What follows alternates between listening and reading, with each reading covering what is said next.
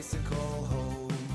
Luck Stitch's crew hold a common thread, a misfit bunch where memories tread. They're guardians, so strong and true, protecting the crew as they journey through. Wanderpus, their hearts entwined, sailing through memories left behind, stitching the bonds that forever tie, sailing to where the sea meets the sky.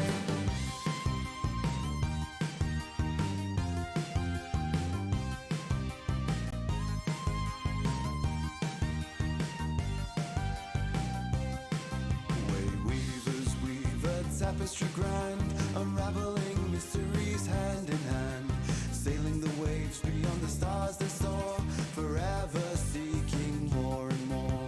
Explorers at heart with whimsy and glee, the Wanderpus crew set their spirits free, in pursuit of good with chaos untamed, to find a new place to make their names. Wanderpus, their hearts entwined, sailing through memories left behind, stitching the bonds that forever tie, sailing to where the sea meets the sky.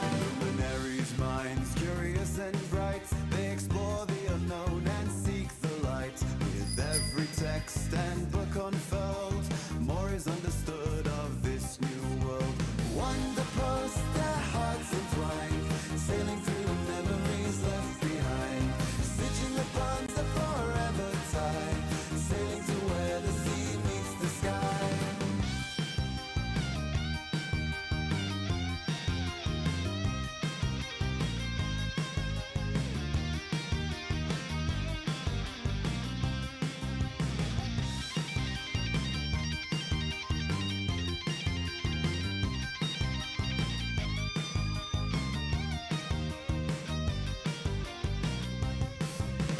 Seen God steadfast against the tide, protecting the land they stand with pride, rising up from the city walls, keeping the rest safe through it all. Mysticians with their gift for spell, in the threads of magic they weave and dwell, observing the universe's hidden seams, propelling the crew to their hopes and dreams. Wanderpus, their hearts entwined, sailing through memories left behind, stitching the bonds that forever tie, sailing to where the sea meets the sky. Wanderpus, their hearts entwined, sailing through memories left behind, stitching the bonds that forever tie, sailing to where the sea meets the sky.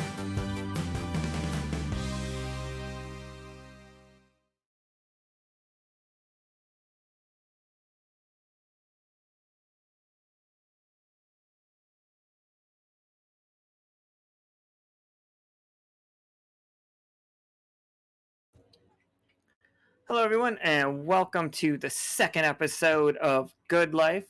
This month's theme. So it's about gaining reputation for the city. So we got the multiple cards out there to build alliances and to raise your reputation with people, and also to lower your reputation with people. We're not capping out any place until the and at least there's a game there. And then we could might be able to lock it in place. I'm thinking we might revisit the locking it in place situation. It's because we need to actually see what the stories of these places are. Yeah, we don't want to lock anyone who's playing in a game later from being able to actually do anything in the city that they're playing in. So before we get to talking about today's game and all that good stuff, we have to do a scratch off for Soki. And he rolled a what number did he roll? He rolled a 5. Okay. Oh, a 5. All right, then. Excellent then. I'm gonna double check now, but I was pretty sure it was 5. Yeah, it was 5. All right. Excellent. Let's do the thing. Let's get scratching. Oh my god. Oh my god. Oh, it's so cute. Jesus Christ. How fucking dare you? Sorry, that's just what the internet told me to do. This is Silvershade. A species is an echo fox. They are from the Neverglades. Silvershade is a mischievous echo fox with iridescent fur that reflects the moonlight. It has an enchanting presence and is known for its ability to mimic sounds and often surprising and amusing its companions. They don't mimic voices, but basically think any like combat sounds or any like onomatopoeia, they can do that. And you can send them out to do that kind of distracting stuff. And that is cute. they are the size of a fox, more or less.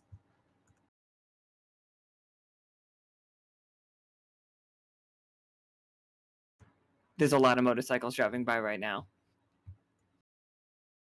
Are you sure they're not the Echo Foxes?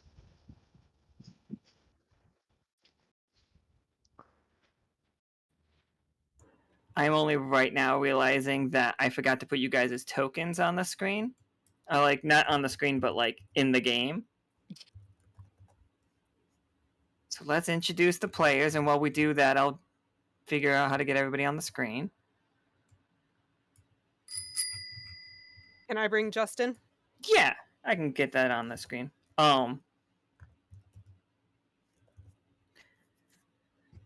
So we have Ro playing Tarkus. Hello. We got Cowboy playing Cass. Howdy. We got Keri playing Pim. Squad. And we've got Prophecy playing Caram. Pleased to be here.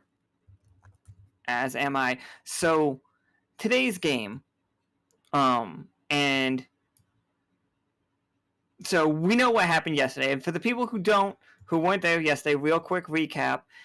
So Forge, Katori, Iskra, and Seth were offered a mission separate from the Wander Crew. They were supposed to be distinctly separate from the Wander Crew, to rob Hymnal's museum. The word museum for Hymnal means prison or vault, as well as like a collection.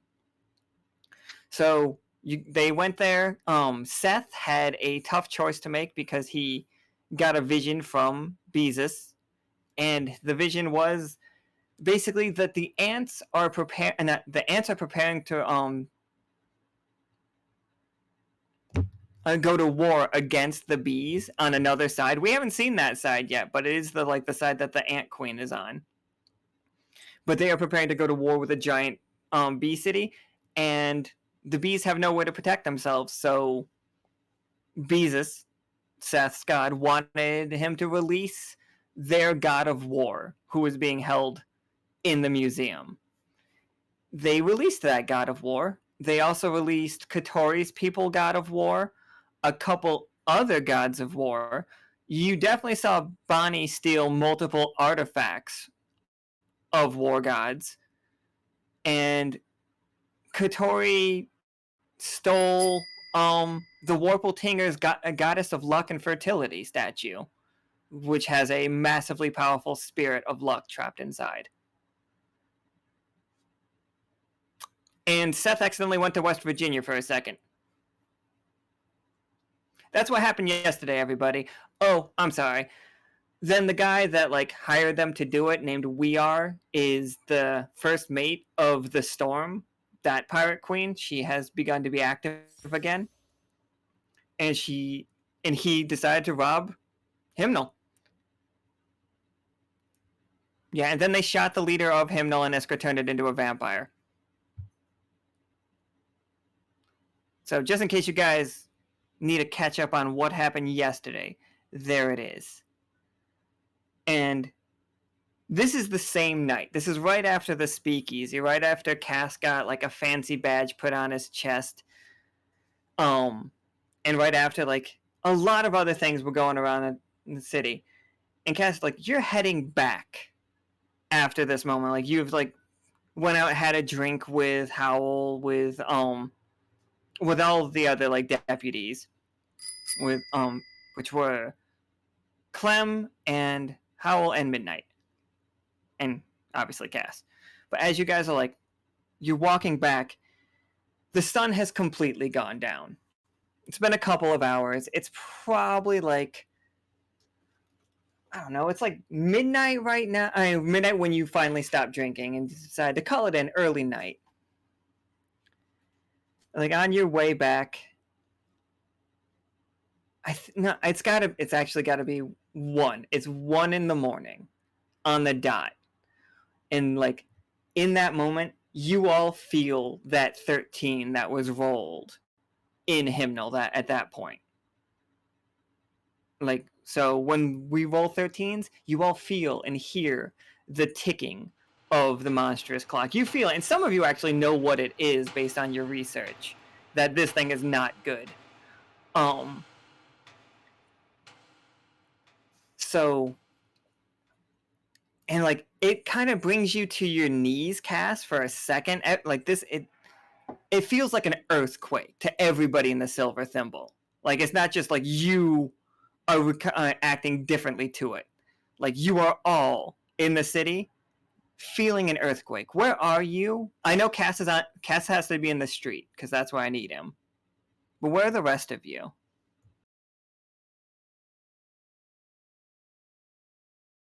I'm probably standing outside a fish tinger, like drunkenly attempting to like get into my apartment. Absolutely. And like the world is just like, you hear it, like this massive ticking. I don't know. Oh, you know what? I do. Your necklace that you had, the little lobster claw that glows when anomalies are happening, is glowing so brightly.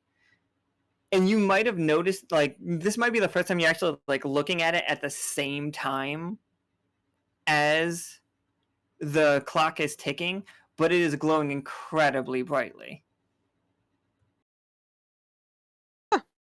An anomaly. And where do we find Tarkus? Oh no, Tarkus and Caram, you guys were training all night. What did you guys like remember? Because U2's dojo scene happened during the sunset scene for the other people. So what are you two doing after you like your workout? I think I'm learning to work with others more with Tarkus, actually. If that's alright with you. That's fine with me.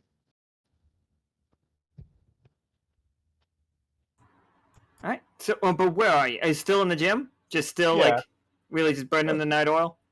I think that around now is when we were probably getting ready to call it, but then the ringing happens.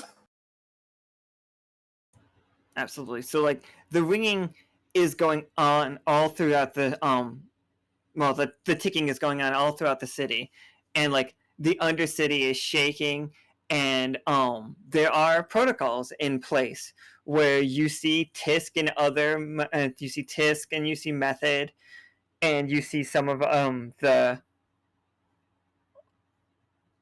other like Rinders, like the members of the community and stuff. That just everybody puts on like reflective vests, and they're just like motioning everybody to get to the top, to get above ground. And like it's a nice single file line because like we did like I'll talk about, we had like so many successes that we know you guys are doing great as far as like infrastructure throughout the city. Like that is part of like Cass like figuring and cleaning the streets up of people, like all those fights and stuff. It's over. People are getting along, and Reedy is getting along with Krieg, and it everybody's talking like Krieg is a shoe-in for mayor. That is like the air as far as like that goes. And everybody's climbing the stairs. And Caram, do you have a vest? Are you part of the? Are you like part of the neighborhood watch situation when emergencies like this happen? I don't think I have a vest, but I'm just known for helping around either way. Oh, okay. You don't want to sign up with Tiskin methods like Cool Vest Club. You know I don't like signing things. They're really like excited. Like you could just be part of, you know.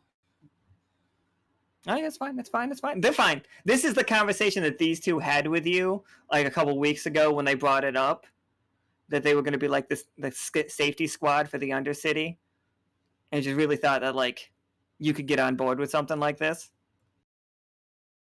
It's like, I'll just do what I normally do anyways. I mean, just Why do I need a vest? You could, but you could show unity. Caram just slowly turns his head towards Tisk. I just think you see Bamman in the background also wearing one of these vests and Scour. I can't be mad at them. Fine, sign me up. All right. So all of a sudden, it flashes back to present time, and Caram's wearing this goofy ass vest. God, he looks like a dork. I'm joking. You all look very safe.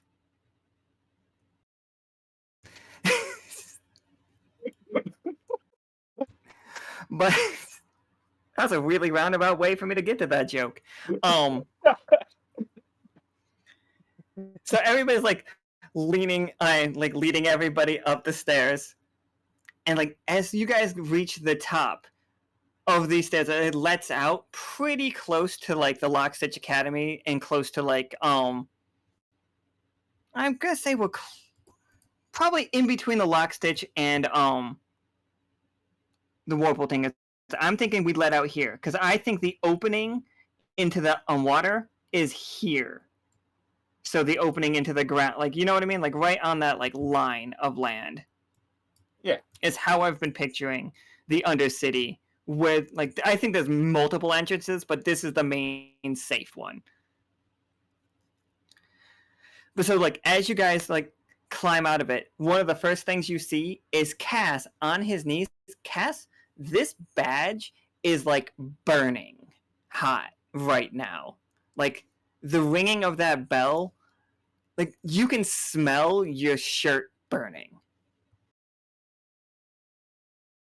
Is it also kind of like burning his skin as well? Or If like, I don't know, like I didn't want to like make some kind of judgment. I didn't want to burn all the way through your outfit. I didn't want to ruin it, but like if this like, and also I imagine you wear like a thick thing. Oh yeah. So like that is like oven mitt stopping it. But you know it's hot. You don't feel the pain. It's not hasn't gotten to you unless you want that to be. If you want to burn this into your chest, if that's what you want to do, you have complete ability there. Nah, it's just gonna burn Big his. scars.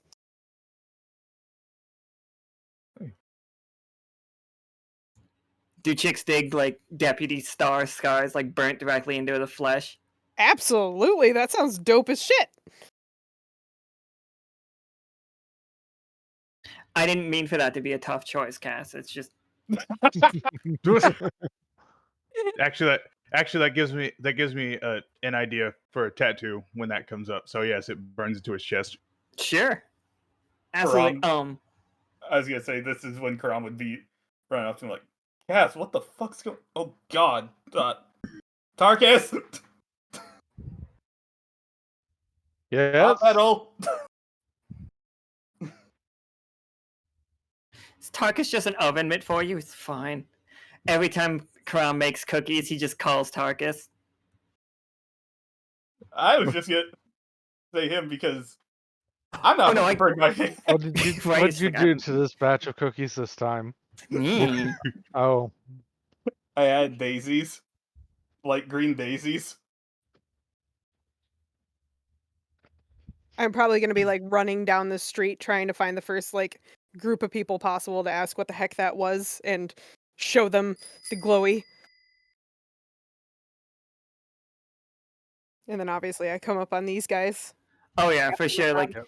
run up behind them and see like Tarkus. Are you just pulling the badge off of him? Tarkus is just gonna rip that badge off. Okay, Tarkus. Sorry roll about me your a 20 jacket. sider. It's like we're in it. Tarkus, tough choice. do you want Cass to take 4 damage, or do you want to lose 4 AP?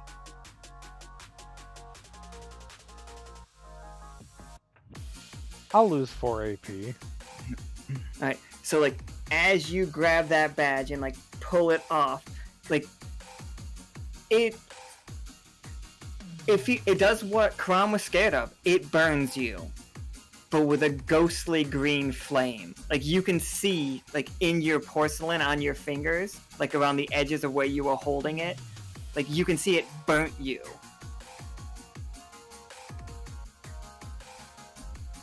And like in the air, everyone, it smells of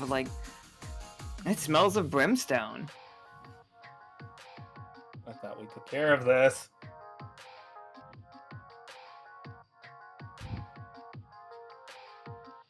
And yeah, Cass, like I think like negligible, like superficial damage, but no like HP loss. It's just a traced star kind of on his chest, sort of. Yeah. Unless you Tarkus want to is come the- up with a cooler deputy badge, like I'm fine with you guys making the guide catcher badge whatever you think it would look like. I'd imagine it's kind of different to everyone. Sort of just matches their personality. Sure. So with Cass, it's the 5-pointed star like deputy badge. I am down for that. In the sky, Cass, as soon as like it's pulled off and like you look up with like a gasp for air, like you see in the distance what looks like an absolutely gigantic fireworks, and that is the flare from Drydock.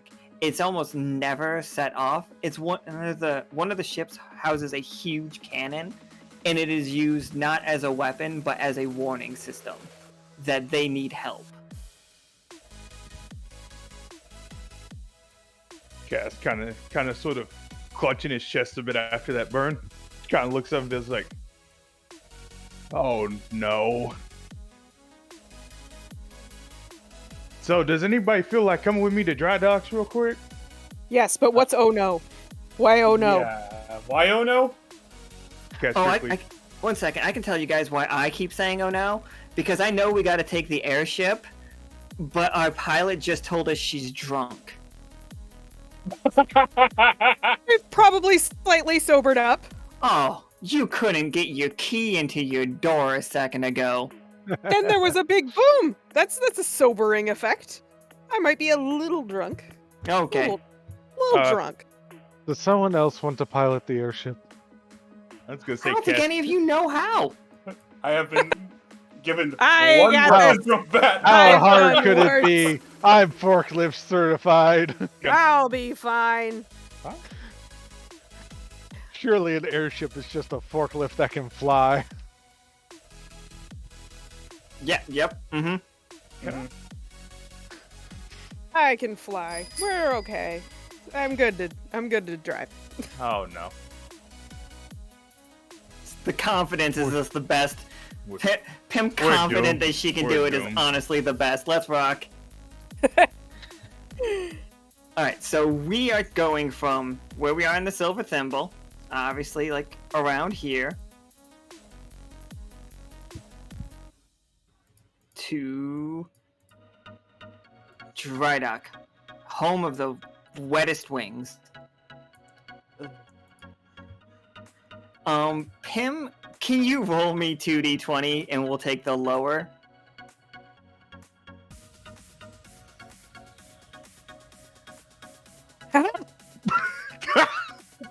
12 and 12, you are a fucking good drunk driver. Yeah, I am. She's like, she is equally as good sober. I wish those were 2 13s. That's the only thing that's the only thing I would change. Yeah, technically they are 13 with the confidence. Do we do it for? It's been treating it with naturals, yeah. But yeah, it is very funny. I'm a professional. I've done this 1,000 times. You think a pirate can't drive drunk? You know, Please. that is the most fair argument I've ever heard. Thank you. So you There you go. guys, like, Oh, go ahead. I was just gonna say to him, they're gonna love you over at the Drydocks. That's for I sure. can't wait to meet everybody.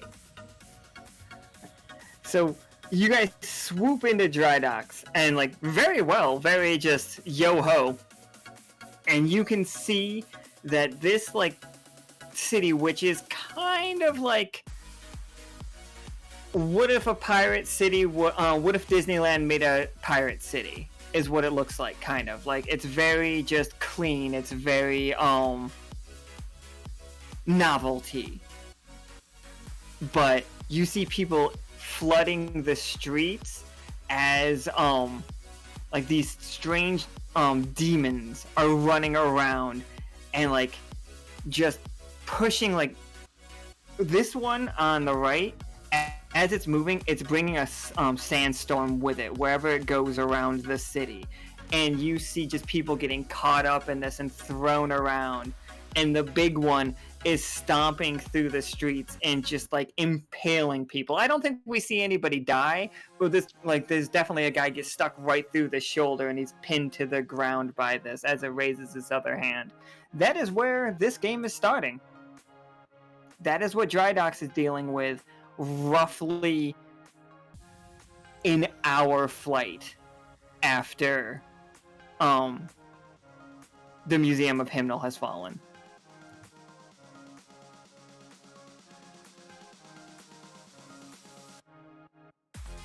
Okay. Well, I guess we're starting the action pretty quickly as Cass pulls out his sniper rifle and he's gonna use Deadeye to try and shoot that demon that's about to pelt the guy in the essentially trying to take off his arm. Oh, absolutely. Go ahead and roll me a 20-sided.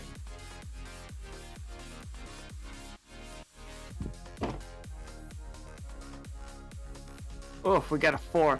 I think that you do, I think you hit him, like, because I don't want to take away the fact that Cass is a good shot. Like, I think you hit him, you just learn one extra thing about it, and, as, like, the bullet hits it right through the arm and blows its arm off, so that, like, the raised arm, it turns and, like, looks at you, and the arm that is, like, laying on the ground, like, gets on 2 fingers or 2 claws and just starts running, and like it's about the size of a person, and as it's running you see it jumping from like the rooftop to rooftop, and as soon as it gets to the top one it just springs up at you all, and it has fully formed another one of itself, just smaller, out of its own arm, and it is jumping into the airship right now. Like, it is just clinging onto the side of it. No, don't you definitely try and kill the spiked one. It's regenerative. Can I bite it? And try You to wanna- get it? You Yeah, want to bite it? I got fangs. I'm just Fuck gonna yeah, bite let's- it. let's- See if I can knock it off the airship. Okay, so Pim, in this situation, it has thrust one of its clawed arms right through as you are driving, and it's taking both of your hands to hold the airship steady. Like, Okay, then I'm not gonna bite it. oh, you don't want to bite it? No, that I was giving you the opportunity to bite it. If you bite it and roll good, it will let go and start falling. Okay.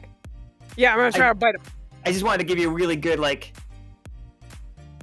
how a bite could work. Okay. Yeah. Yeah, hit me with that 20-sided.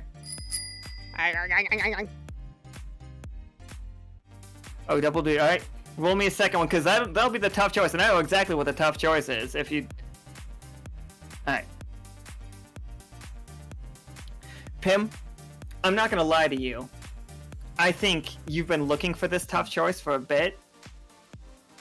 So I'm gonna present you with what a full success looks like. It bites, it lets go, it starts falling, and Caram and Tarkus can make like free attacks however they want.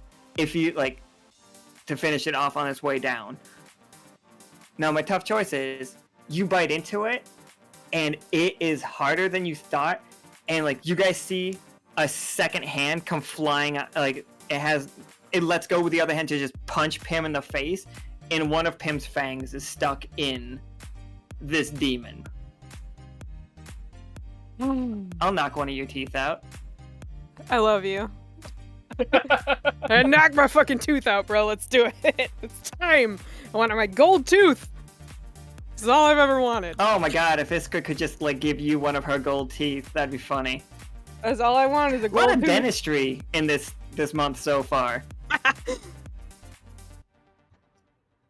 So yeah, just fucking he clocks you, but like you like the bite was gonna do its own damage. How do you counter that punch in the face? Like how do you just like quickly like you can do whatever you want. You're gonna do more damage to him. Not just the bite, but also like your counter to it. Is it a headbutt? Is it a kick in the face? Yeah, I'm gonna like full force like Superman kick him. Just like both feet up. I've got like my hands on the wheel and I'm using both feet to just kick him off. Oh, sick. Like, Tarkus and Caram, you guys get to the edge as like Cass is shooting down, and you see, because you heard the shattering of the glass as this thing like came through. You see it falling, but like its head's turned around the wrong way. And it just like has like two bunny prints right in its face as like it just smashes to the ground below. Nobody wants to be near a bunny kick. Alright, Caram, what are you up to? Like, you see the city streets below you look like this, and Pim can lower you guys, or you could like jump off, like whatever you want to do. Well, I heard that one's regenerative, so I'm going for that one. I'm just gonna swing off the airship using a rope and go straight for it. And which one were you going for? The one that's regenerative. Oh, yeah, absolutely. This is this world's version of a spiked devil. They are not... Cass, these things are not from bone meal. Like, in all your legends, they don't speak of them once. Not these guys. They're like sea urchin / starfish things.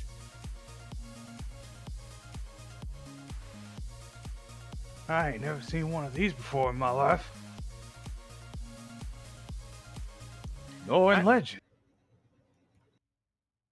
Oh yeah, as I'm swinging, I'm just gonna try to swing and kick you in the head. For sure, yeah.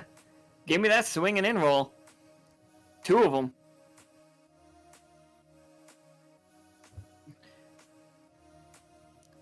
So 17, yeah, you swing right in on him. And like you manage to just at the last second, you see him like turn his back and like puff up his spikes, but you see the spot, like right under, right next to his spinal cord, are one huge spot, and there's 2 more and on his front. Like those spots are unprotected, and those are his weaknesses. So you can hit one, like you can hit that one on his back, and then you know where the next 2 spots to take him out are. All right. Yeah, I'm doing the same thing that Pim did to the other one, and just kicking him with both my legs in that spot. Oh yeah, he stumbles forward and gets completely clear of the guy. The guy is a rock golem. He's not wearing any clothes, but it looks like he's wearing clothes because he is so intricately painted. And he's very you would call him like a southern gentleman or a southern dandy.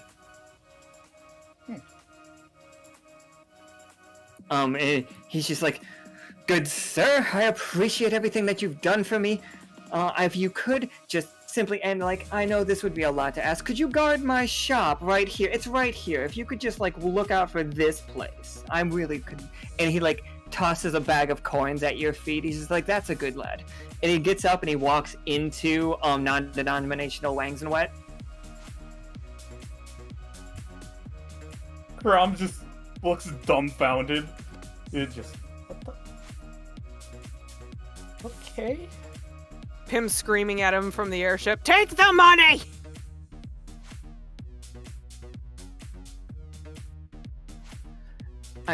Is Tarkus back? I know I'm that back. Okay, excellent. Tarkus, what are we doing? Caram's jumped out. Pim kicked a spike demon overboard. There is some kind of like strange sandstorm demon down there, and he's like down and like annoyed, but the sea urchin spike devil situation is active. He's on his like. Is it possible for Tarkus to launch himself out of the airship on the Crisis Test Ski version 2.02? I know there's no water around here, but he's going to try to land on the urchin with it. Let me take a look here. There's definitely some water in Drydock. Like we got a little pool there. You want to try? Okay, so I'm gonna ask you the same thing I ask Rosie when she wants to do shit like this. Tell me your stunts. How do you hit this sea devil? How do you hit this spike devil on a jet ski, bounce, and successfully land in the water, which is just a tiny pool? It's a lake. It's a decent-sized lake in the city. I think instead of bouncing off of it, right at the point of impact, Tarkus is going to stand up, create a big T-pose, shout Tomb Squad, and grind the ski into the water. Yes, I will accept this. Roll me 2 20-siders.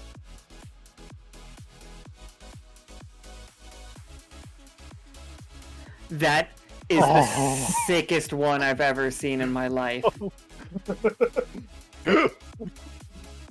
Oh shit, let me tell you who Drydocks don't respect. Tomb Squad. You tried so hard. I think at the last second, it's like you said, Tomb Squad together is phenomenal. By themselves, they eat shit. That's exact. Like, this has been coming up. -1 rep for Drydock for sure. Absolutely. The spike devil like rolls to the side, and you guys just see Tarkus T-pose as like just nail himself into the ground, like to his elbows. Tarkus can't move, and you just see a jet ski go bouncing off into the distance. Like that jet, I'm not destroying your jet ski, and trust me, I need that later. But like, I think Tarkus can't move. Also, you definitely took 2 damage. Cass, As, like, you could. Oh, go I ahead. just want to say you could audibly hear a facepalm in the distance from someone from somewhere, and you just don't know who it is. Like, he literally looks like he's a big golfing tee right now. That is what Tarkus' situation is. Tarkus' head is just the perfect golf ball, and let me tell you, that Spike Devil also sees that, and he grabs a wagon axle that just happens to be on the ground, because why wouldn't it be? His one arm is still regrowing, but he's dragging it behind him, very like horror movie style, as it scrapes across the ground as he like approaches Tarkus. And the closer he gets, the faster he gets, and like he's up to jogging speed now. And now it's his might as well be sprinting, as his second arm fully regrows as he grabs it like a golf club and swings it as hard as he possibly can at Tarkus' head. And he rolled a 1 as well. Okay, Pim, Pim and Cass in the airship, how did you bring his ass down before he golf club?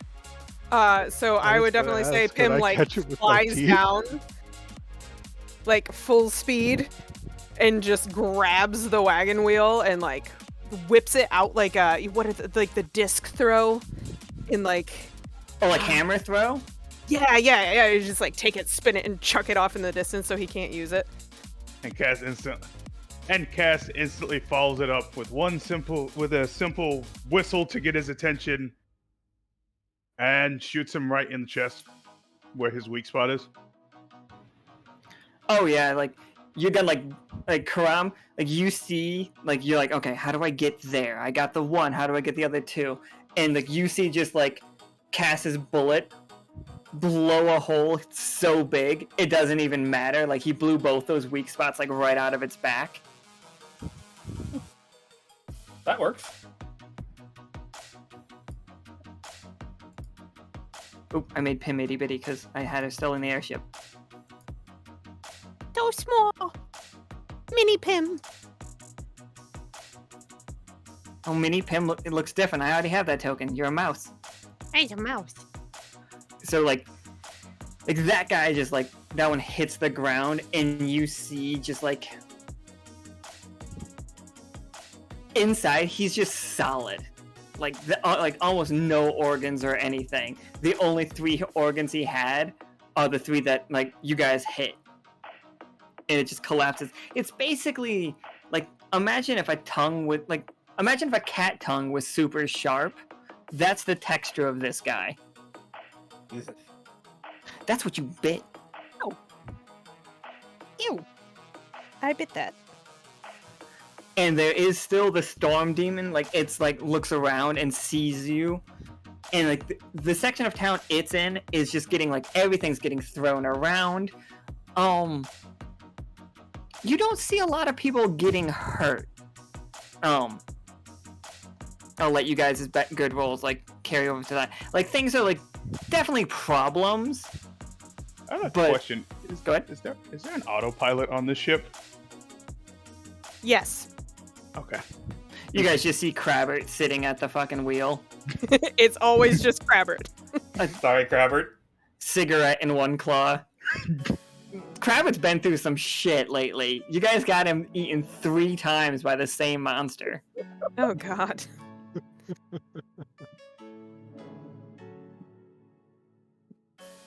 He's a good little buddy. He's, you know, maybe grumpy, but you know, he's a good little buddy. Oh, Cass, were you saying that you wanted to get down on the ground? Yeah. Alright.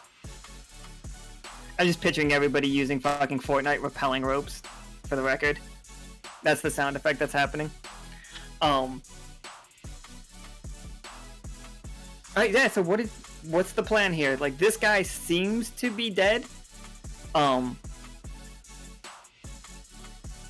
Yeah? That seems to be dead, at least. I can't guarantee they're dead, because I don't know how bad or good we're gonna roll later, but... The one got splattered into, like, a point where it doesn't seem like it's gonna regenerate, and this one you've destroyed his weak spots, and staying canonical to it, we know that it won't come back. But Cass, here you are, in Drydocks, and it's just like, you see the people mostly just boarding up their, like, houses really quick and, like, shuttering them with, like, the, metal partitions, and people running all around. You see, like, wounded people everywhere. Like, just looking around, can you roll me a 20-sider? Sure can.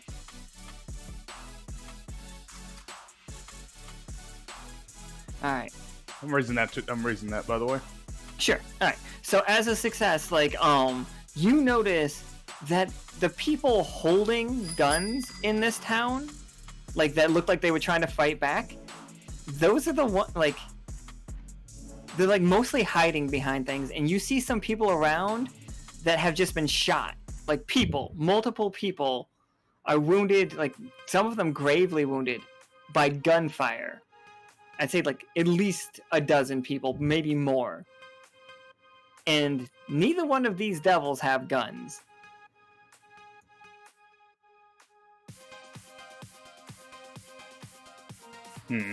But that one is still, like, throwing boxes around. Guys are gonna take that into consideration after the fight. Absolutely. So this one is currently in, like, I guess... Here, this is really funny to me. You get out of here.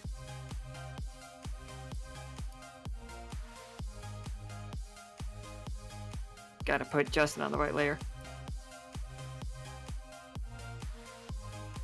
Listen! Okay,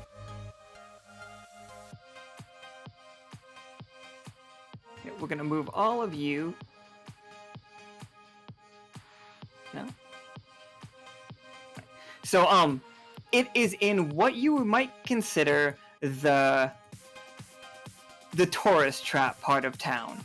As it's throwing things around, you see some outdoor stands that it has broken into, and like little kiosk situations of like little cowboy lollipops, and like you can buy like foam Cactus Jack knives and stuff. That maybe not foam, but they're definitely like wooden versions, like pretend versions for your kids, you know, to get the real authentic experience. And you know, your cardboard popper gun, like cork popper guns are for sale there, and like all those little knickknacks. And this creature seems to be delighting in just like breaking things and then watching all of the pieces fly into the sky. Like it is trying to like get the most things. It's trying to Katamari Damacy your town is what it's trying to do, but in a tornado instead of a ball. You up into my life. No. So, I imagine that. Play this card. So I imagine that.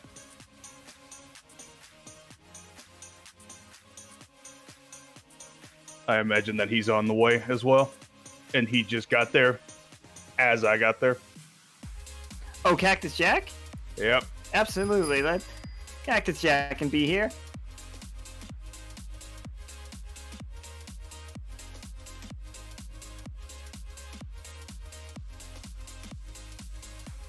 I'm trying to remember what I named his token.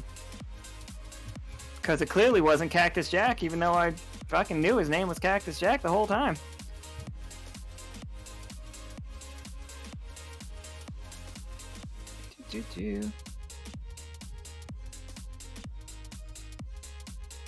Alright, so like Cactus Jack shows up. Ooh, yeah, here we go. Oh. I don't know why he's called Biggest, but he is. Like, you see Cactus Jack, like walking up, and, like, you hear just, like, the sound of his gun firing, which, and, like, don't make this gross, is like a wetter gunshot. You know, like, what if it kind of splorted? You're just giving me the sound effect of, like, one of the plants from Plants vs. Zombies. Yeah, that's what I was thinking. Yeah, That, yeah, you know what? That's Lime close. Rancher. Close. He like as he like comes into the like room, you see the fact he just shot another devil, and he like tips his hat. He's just like, I don't know what's going on here. It's like it's all throughout the entire side, Cass. Like Plumbob's in as much danger as here. I haven't even been able to visit Digburg, but Juxtapose says it's okay. Well, that's good at least. Think What in the holy hell's going on? I don't know. You tell me. All I saw was the flare, and we came running over as quick as possible. Only to be greeted by these three. This is me rolling for Mr. Katamari. Alright, so he has successfully gotten to the point where he can have barrels, full like water barrels in his tornado, and he is starting to like, he's looking at the group because you guys are roughly a little bit bigger than a full water barrel, maybe less in weight, but I don't know.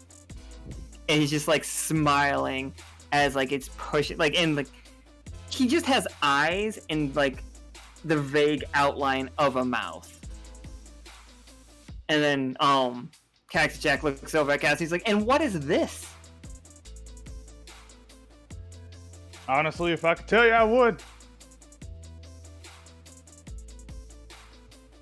He's just like, you leave the side for like a couple months. You come back with all these weird friends, and he starts shooting at it right now. Like I'm rolling for Cactus Jack, like as he's shooting. And he wounds the guy. That you guys all see an opening, like it's gonna take a bit. If you get caught in that tornado, you guys can't move. Don't get caught in it. How do you guys take this guy out?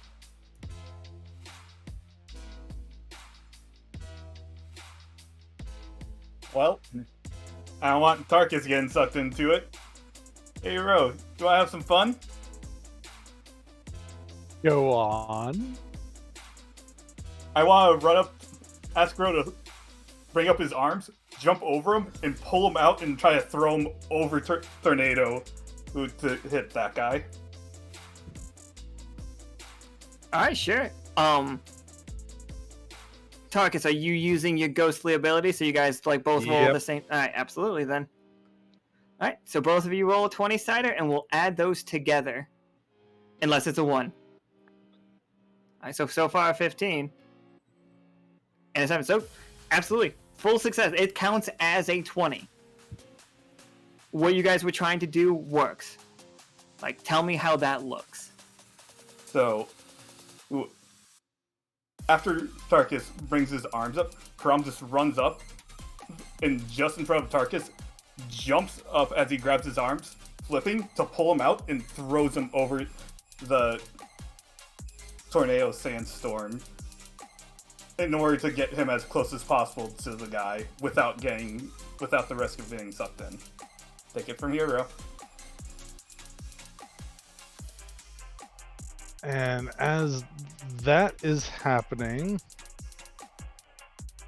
Tarkus is gonna pull out the Sea Devil's round and try to smash the devil into the ground with it. Absolutely, yeah. So like you connect right into the head of this thing, and you collapse it in on itself. And the second you like break its momentum, like you start. Oh, sorry. The second it breaks its like concentration, stuff just starts flying all over the place. Like it's no longer being held together. So you guys are dodging water barrels and tons of like. But for the most part, we know it picked up light things up to the weight of a water barrel. So like those are the big dangerous things that smash across. But like I don't think anybody gets hurt, but other than like by like marbles and like pretend bullets that are made out of little stone, like carved pieces of stone sold as knickknacks with people's names on them. But this thing, you see it now in this like cloth, and it is just a disc that has a little string on it, and at the end of it is a weight. It looks very steampunky, very coppers and wires. But the string starts moving slowly at first, dragging this little weight, and it is like continuing to like get up to speed. Like it's getting faster and faster and faster. Like right now it's about the speed of like a living room fan, so like you could put your finger in and stop it, but it's gonna keep going, and you can like recognize the rate at which this starts building up. Can you roll me a 20-sider? Me? Yep, Tarkus. 11, yeah, success. I think, cause you're an Oni. Like, originally, like, you're in this body, but originally, you have a flash of memory from Delve. They used to talk about the spirit of momentum. And this is that. It was deemed too dangerous by Hymnal. And this, so they locked it away. But this is the spirit of momentum. It is a machine of sorts.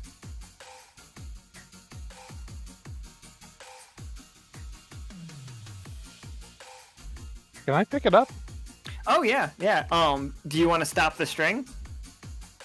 Yeah. I'm gonna hold it in a way that the string isn't completely restricting the movement, but it can't build up any more speed. Okay, yeah, sure. You could like tie like a rubber band around it basically. for you guys to like, because right now it's moving negligibly. Like, it can't even like get anywhere. But you saw what it can do if it gets going.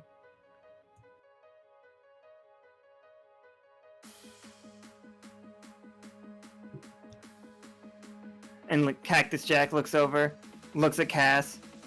He's just like, he just puts his gun away. He's like, I think I need a drink.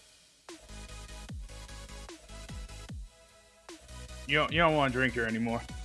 Promise.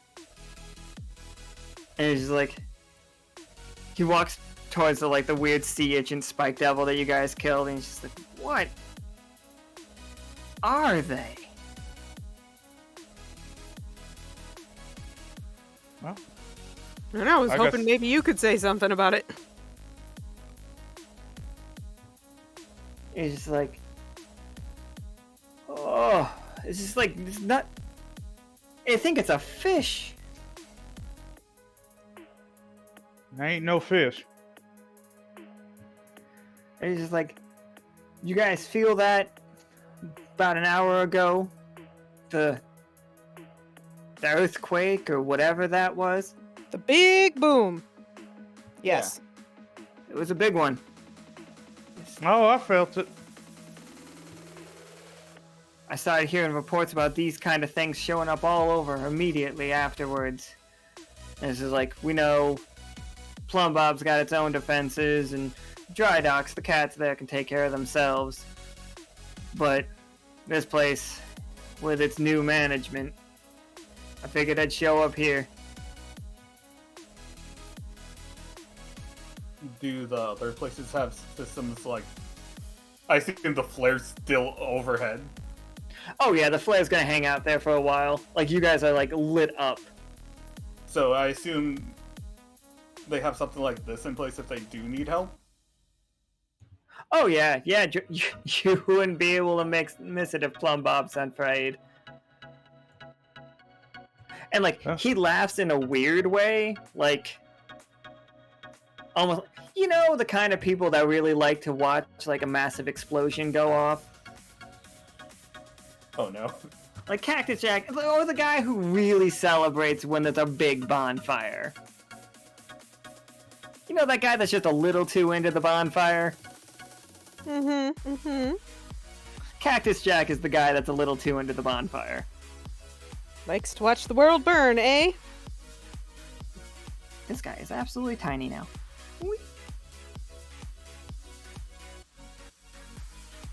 And wrapped up in a rubber band. Nice and swaddled in a rubber band. Cactus Jack enjoys himself some explosives every now and then. I too enjoy a good explosion. I pick up the bag of cash and hand some over to Cactus Jack. Well, you took care of something down yourself. You deserve a reward. And he's just like, he takes one coin and he flips. He's like, and I know just where to spend it. And he walks into Wangs and Wet.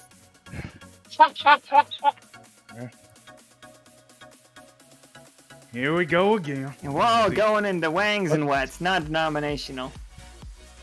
What's wrong with this restaurant? And you see behind, I know we named his daughter Memphis. So like, I want to call this guy Tennessee so bad. Do it. So like, Tennessee is like behind the makeshift bar, and that bar doesn't have any like alcohol behind it. That's just a painting of bottles of booze. The bar, you know, it looks the part, but it's not like, you know that it's like it's fake because like somebody's gonna break it at 8 o'clock tomorrow during the bar fight. So everything about this place looks the part, but nothing about this place feels the part. And she's like, excellent, excellent. Did you all manage to deal with those varmints? Like, he's like, listen to me. It'd be dead. Excellent, Sure. excellent. Go ahead and take a seat, and I'll bring a menu right over to you. Memphis will be right out.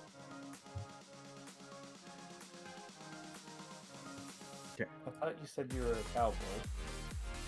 I told you, Cactus. Look at what they did to our place. Look at what they did to it.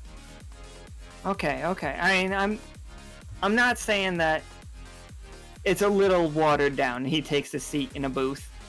Actually, let me put these guys in the booth so I can put you guys in the center. I love this guy. These are all definitely there, but that one's my favorite. So you guys, let me sit at this table. There we go. Production value. 10 out of 10. But so yeah, Cactus Jack is like looking around. And this is Memphis. Memphis is the daughter of Tennessee. And she's just like sets menus down in front of everybody. Again, laminated. I can't be more clear that this is basically Applebee's. And she's like, what can I get started for y'all?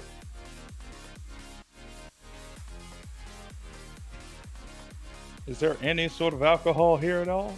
She's like, we've got the best margaritas in town.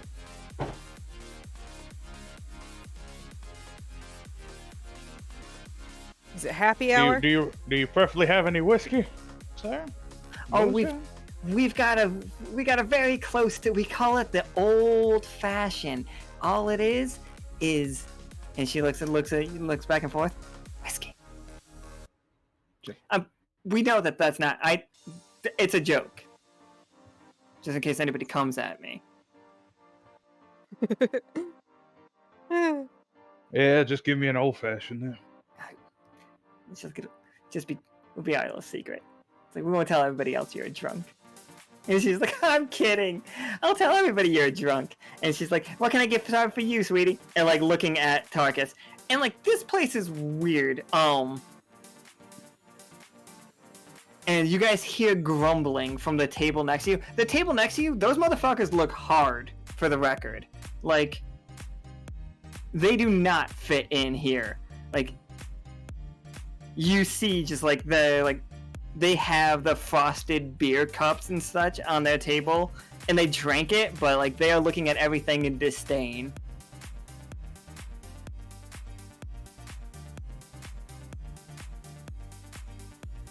Guy's gonna kind of just whisper to the whole table.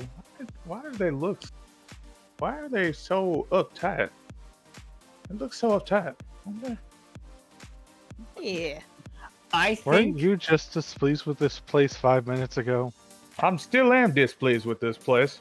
I think Tarkus right there is exactly the way that they're looking around is the same way that Cass is looking around. My kingdom for a small mirror to show Cass. You're right, I do look like them. Anyways, yeah, I do hate this place. Cactus Jack is ordering so many nachos. He's like, do we want nachos for the table, everybody? Oh, absolutely. I'll try to eat them with one side of my mouth. And he's just like, oh yeah. Is that And new it's, then? like sticking her tongue through the hole where her tooth was. How do you manage that? Cass is gonna look straight at Cactus Jack and just say, you know, there are times where I like you. This is not one of those times, you know that? It's just, I mean, hear me out. Yeah, it might not have the gruff exterior where you, me or your dad would be used to, but nachos. Nachos! Nachos. And I don't know what this margarita is, but I love it. He's eating his margarita like a snow cone with a spoon. Good. Cactus Jack sees the benefits of it. I think Cactus Jack is a cactus, which makes drinking tequila weird, I think. I think that might be a, there might be a line. I don't think it's that way. Nacho hats all around. Cactus Jack is definitely, like, 3 drinks in, everybody's wearing a nacho hat. If you guys let him get that far, I'm just letting you know. But Tennessee does walk over to the table. Like, you guys can all like get your meals and stuff, and like eat and like heal 2 HP if you've taken any damage. And Tennessee comes over to the table and he's like, I really appreciate you all for what you done to the town, specifically for my town. And it's just like, you know, we're a small town, we're gonna need some protection if this keeps up. And word from around Bone Meal is like, these things are everywhere. So, what I'm gonna do is I'm gonna hire you all, if that's okay. I know it will be okay. I need all of you to stay here and guard the town of Drydock. How much exactly are you paying us to do that? Oh, I will pay you quite a bit. If we can promise not only like safety, we can promise the entertainment that comes in the package of Drydock. We can be safe and entertaining. We'll be the #1 stop for tourism throughout Bone Meal, and I've been talking to this man named Krieg, and another man named Reedy. We're really gonna start expanding, like Dyad. With the fall of Dyad, we need a new tourism location.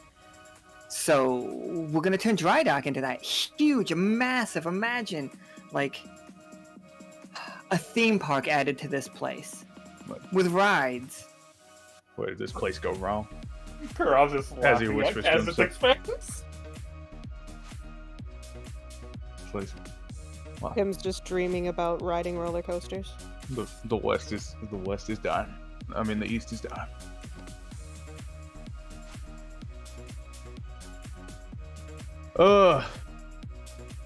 Fine. Oh, you'll stay on as guards? And it's just like, literally, he's asking all 4 of you to quit your other jobs and move here. Oh, no, never mind. No, I can't. Like, I can't stay guard. I but got maybe. a place to get to back home. Fortunately, I'm a very important person running a very important company. I have a goldfish to take care of. Well, you can most certainly move your goldfish, and if you have a business, have you thought about like maybe throwing in with this place? We could make. Imagine how large we could make the dry docks. Immense. Like just the tourist capital of the world. I don't have interest in this place no more. To be honest. You We know, could set up like with the Wanderpus ties to Obsession, and if we like your ties with Silver Thimble, like imagine it, just like, this would be the moment that he starts appealing to you. It's just like, now I have gotten early sketches of the railroad concept, and I believe we can make this work and even extend it further beyond. We would love to be a stop on the Fishtinger Railway. I mean, I think we could definitely route the train this way. We would love it. We could have theme cars. Just, you could arrive here, everybody gets off, amazing day, and then like just day trips. Day trips to I just the want to say, dry while they're talking, Cass is just gonna slip away to the other group. Oh yeah, for sure. I don't know if Tennessee runs this town, but I think he might at this point. All right, you get to the other group, and they're currently having a discussion. I'll move them over so we can all see them. Here they are.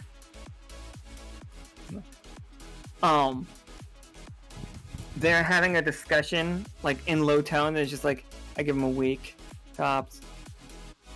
And they look over at you, and like, the one in the back corner tips his hat to you.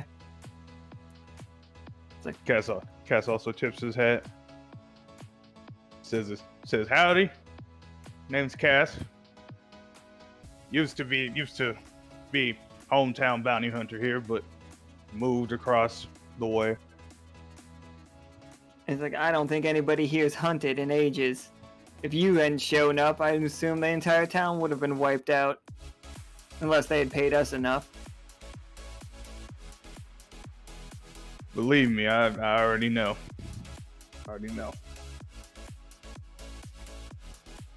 What brings you here? You gonna stay on, as he asked? I think Tennessee is incredibly loud, so. Nah, I got work elsewhere to do, and personally, I don't feel like endorsing this tourist trap of a town now.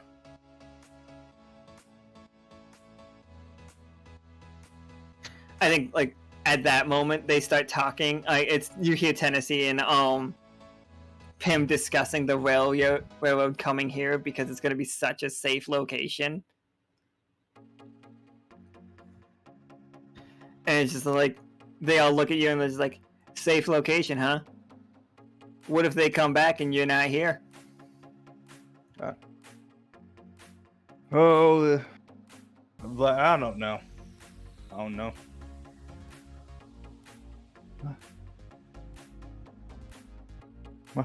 My guess, graves everywhere. They look over at each other, they're like, we can move in. We can live here. But we'd have to scuff it up a bit. Like, this is a little bit too non-denominational wings and wet. It's like, give us the town. For, like, all of us, we join forces, we build a little militia up. I'm sorry, mate. Might I ask, who are all four of y'all? I think the one in the back is says that that's she's like, I'm Tammy. Used to run with Juxtapose a dry over in Digburg. Came out here, you know, had a bit of a good time. We ran cattle for a while, bunch of centipedes. You won't find a better centipede rustler than I. Fair enough. And then in the back you've got his name's Pips. He is a degenerate gambler. Has never won a single time ever. Like, statistically impossible that he has never won. If you bet that he's gonna lose, he still somehow loses. And you don't win either. You both lose. Like, the bet gets lost in the wind or something. He cannot win at gambling. And down here, this is Cargo. Cargo is a bit of a bootlegger. He's worked many times with Cactus Jack. You might have seen him before. He runs loads from Happenstance up towards Drydock. And this woman is, what the hell was her name? Because she has a name.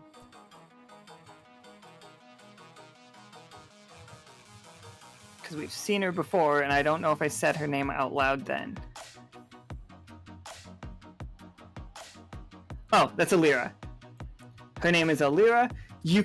One of the first things you see about Alira is on her neck, prominently displayed. She is not hiding this at all. She has this tattoo of a cloud and a lightning bolt. Like, proclaiming that she is a member of the Storm's crew.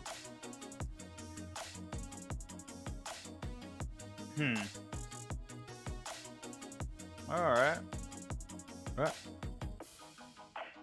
Mind if I ask who the leader of this crew is? But No real leaders. Like, I'm just most of us are just passing through. But we could find somebody that we could put in charge. Somebody reliable, somebody trustworthy. I've got a couple ideas. But you train up these people to protect themselves. We'll stay and protect them and get this place a little dirty. It might not make her deal that valuable, though. if you know what I mean. Oh shit, never mind. Ignore that part. I want train robbery games. I mean, I might take you up on that one. I just might. What are Tarkus and Caram talking about? I think Memphis is up to Tarkus and Caram being like, so what happened outside? Are you guys like staying on and like protecting us? Because like, I cannot fight demons.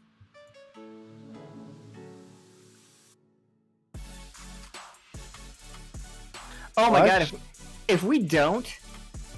I'm sorry, I didn't mean to interrupt you. If we don't make this place dirtier, and the train, like... The trains are just mystery-themed, like, Western murders on a train, that's also amazing. But I do love train robberies, so, like, I can't decide which one I love more. Why not both? Fundamentally, we can't do both. A murder mystery interrupted by a robbery. I mean, okay. A robbery mystery interrupted by a murder. Ooh.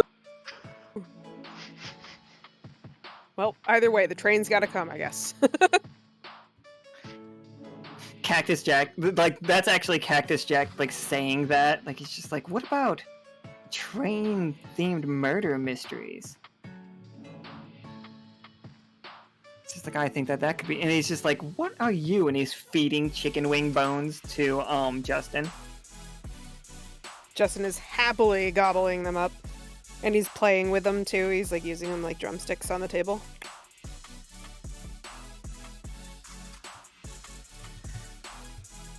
So Tarkus and Caram, how do you guys feel? It's like, was anybody hurt outside? Memphis is asking you.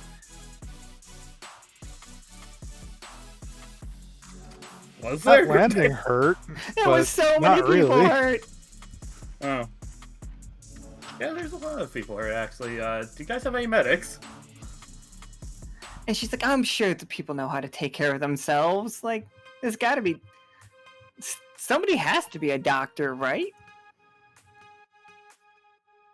Well, the doctor was shot. I think it flashes back to, like, the guy that was, like, holding his, like, wounded leg from shooting himself was wearing a, like a lab coat, like a doctor's coat. Yeah. I'm gonna go look for a doctor, guys.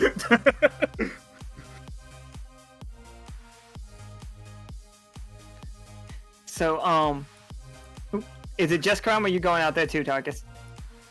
Because this would be happening while Pim's talking about, like, the railroad and Cass is talking about the town.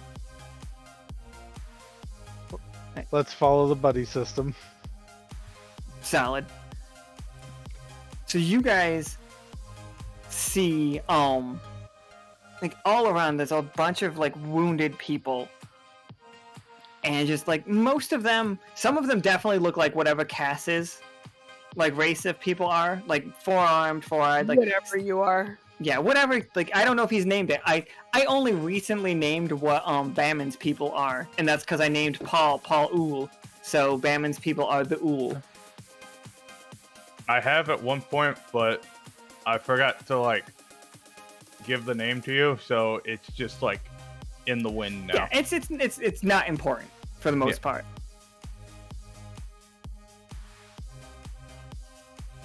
But, like, the people are people, so, like, but I'm just saying, like, some of them are definitely, like, rock golem, more rock golem people, but, like, when they have wounds, like, you can see them, like, leaking some almost, like, bismuth-y colored, like, liquid. Like, it is just, like, an oil on water situation. But, like, the wound inside, like, has the lining of bismuth. And it, like, looks really gnarly. That'd be pretty if it wasn't objectively horrifying. Right? Like, that'd be beautiful if it wasn't the fact that that came out of somebody shooting you in the chest. Alright. But yeah, you guys can go around from person to person and, like, You can you can try to like heal people yourselves, or are you trying to like first aid or looking for a doctor? Doctor, but if someone's in serious condition, it's not going to be the first time Caram's seen someone like that, so he'd try to at least keep them alive long enough until a doctor could get to them. Okay, so some people are definitely in that state of being right now. Like, there are definitely like wounded people that are quite wounded. Caram just looks at Tarkus. So, do you know how to heal people? I don't have any means of healing people. Alright, I will do my best to help them. You try to find a doctor as quickly as possible. Yeah, alright. Give me rolls.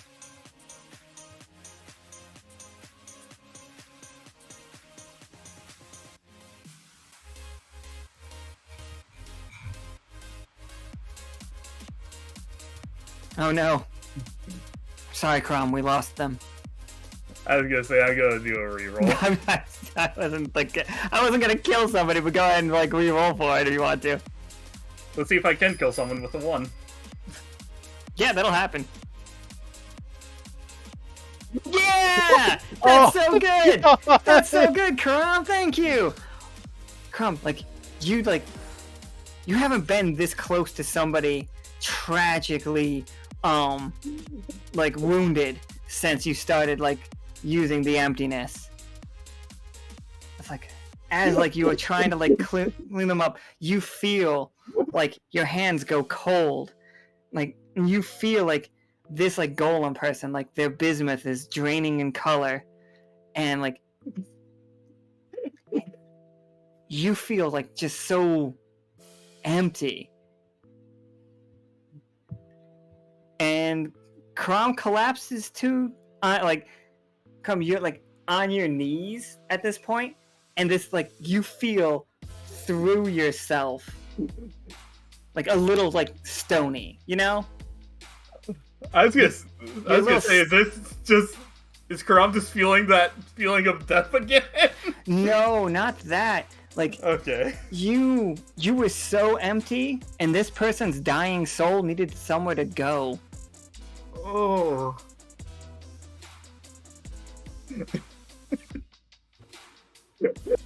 Tarkus, you found a doctor. He would have done great. That doctor just comes running with you. He's got his medical bag. He throws it down. He's like, good thing I was visiting from out of town. And he pulls out, he's just like, oh, it's a golem. And he pulls out a chisel and a rock hammer, and he starts getting close to him. He's just like, he puts his hand on your shoulder. There's nothing I can do. He's gone. Yeah, I think you should start checking on the others. It's he puts his arm around Tarkus' shoulder. I know he meant a lot to you, man. I'm sorry. And then he just goes into he's taking care of people now. But yeah, you see all around there are wounded people that were clearly wounded from the monsters, but the majority of them are people that fell down trying to run away, or you see somebody that's got their legs slammed by them trying to close those metal grates and stuff, and somebody, multiple people, many people shot themselves. And Tarkus, you look out because you rolled a 19. You did great. You look out after you find the doctor and he's doing a job. You see many eyes all over the place of people, not people, other demons, different shapes and sizes. And this is the middle of the night. You have hours before dawn.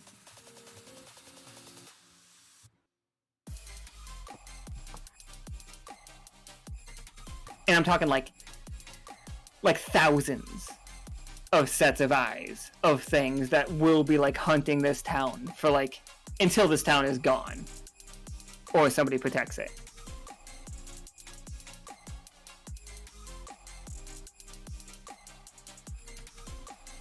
Do you know any way of keeping demons out of a place?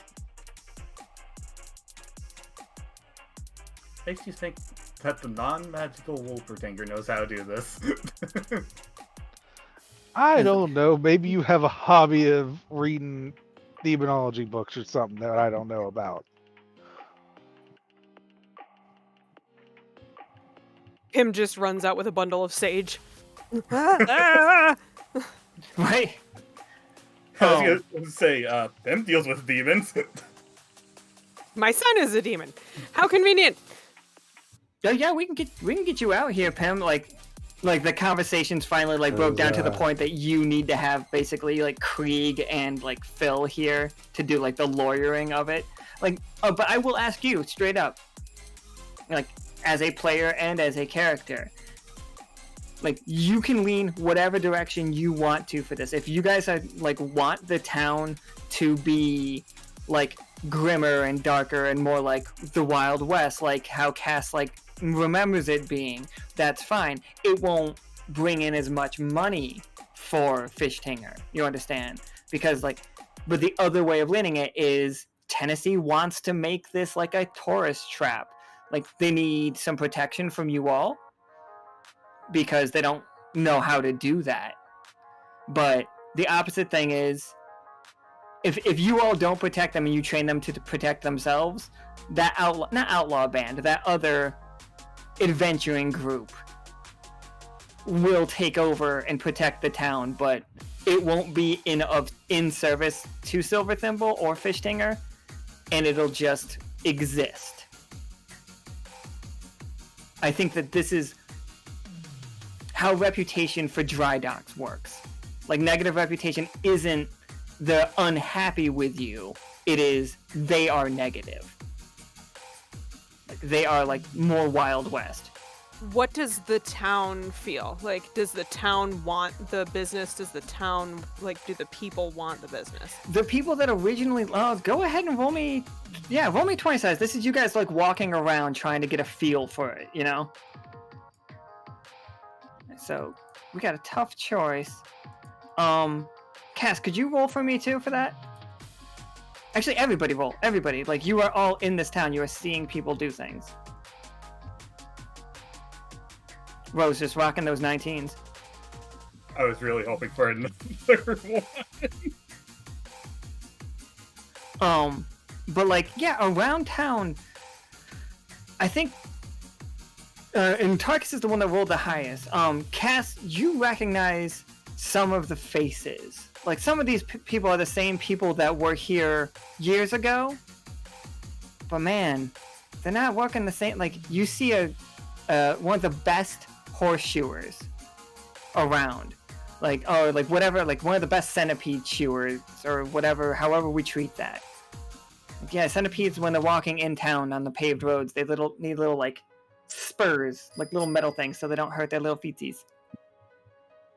And that's a hard fucking job. That takes a lot of work. Is it a farrier? Thank you.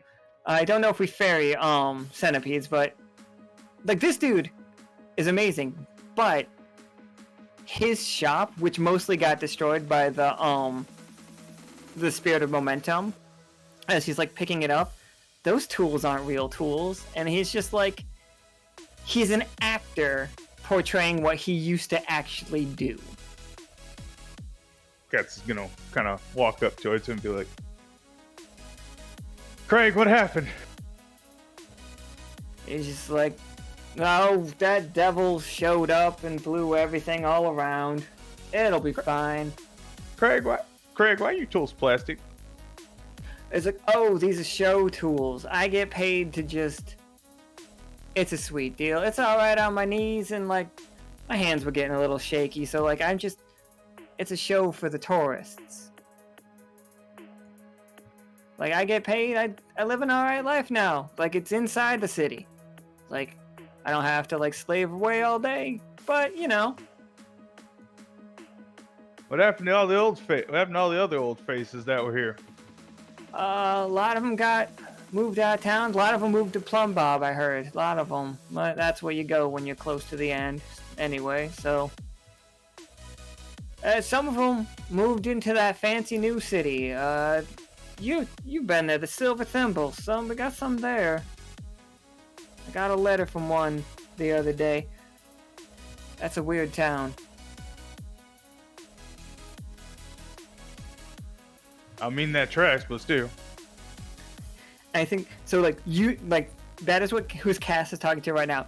Tarkus, as you're looking around, you see none of the houses.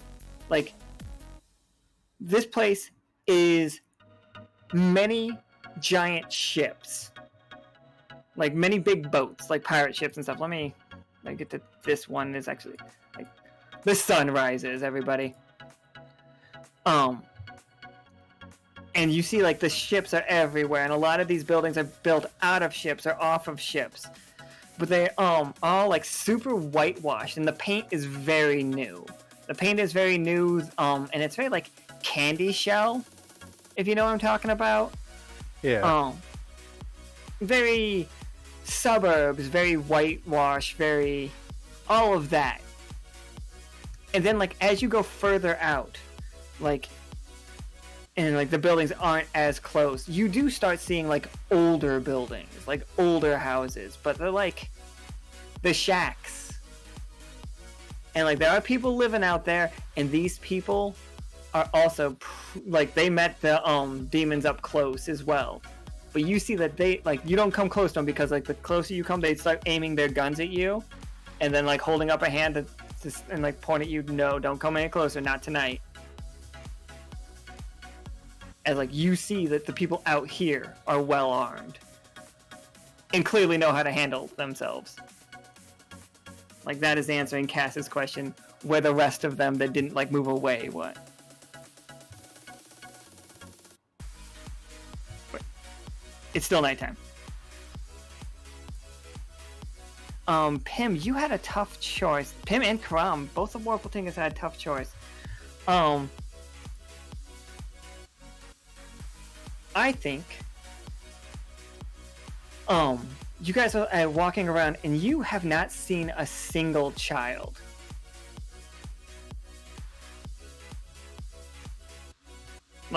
Anywhere.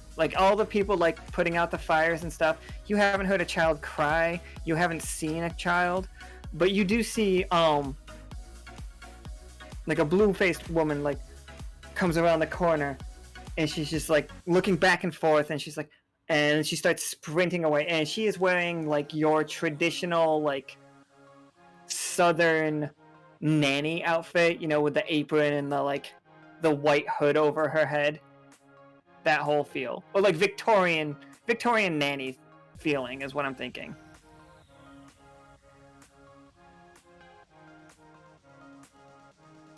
Pim's going to follow her. She is, you see her looking down every single alley and stepping over bodies of demons and stuff, because there was fighting throughout the town, but in the further to the edges is where you start seeing dead ones. And she gets to the edge of the town, and she just starts sobbing. Pim's gonna walk up and put her hand lightly on her shoulder and just ask. Oh, she what jumps. happened. She jumps, but she's I'm looking. I was in charge of the kids, and I hadn't heard them in a while. And once we put them in the back room, and then I saw that the window was open, and they all got out. But all of them, not a single one, even the youngest. I don't know where they went. I didn't. And she's I know it's bad, but I haven't even found any bodies. Where did they go? Do they have a normal hiding spot or anything? They go out to the dunes, but they know they're not supposed to at night. It's too dark. You could lose your way. And she's just but I don't know where. And she motions to, and you see there's footprints everywhere in the sand, but there's so many hundreds of people that were running around. Can I look for small children's footprints? You absolutely can.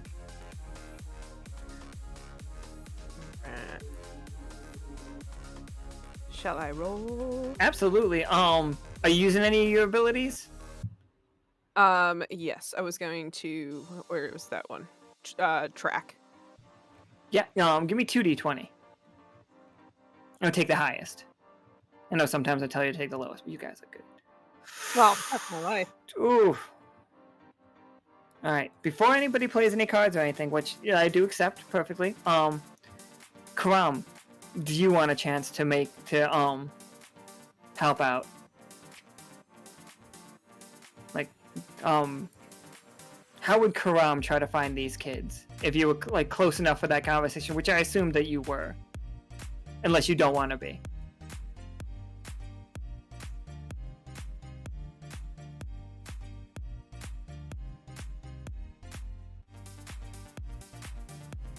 Is Caram dead? Did I lose Caram? I was muted. Oh, okay. All right. I was gonna say, when I saw her first running, I looked at where she had came from, and there had been, amongst the footprints, I had noticed one or two, but obviously once it got to where people were running everywhere, it's much harder to track the footprints. But he had a general idea of the area they went, so now he's looking out, trying to see if he can find any of them out there. All right. And do you have any tracking abilities? Nope. I didn't think so. Let's get one more 20-sider then. Oh no, you found them though. With your looking out for like the footprints that you already saw in Pim's tracking, you are able to locate where there must be dozens of them, but they are walking in two single file lines. And Pim, out in the distance, over the sand dunes, you see what looks like a flickering light. And like even from a massive distance, you can tell that it's a lantern. Just like it looks like it must be so far away, but you see its light so brightly.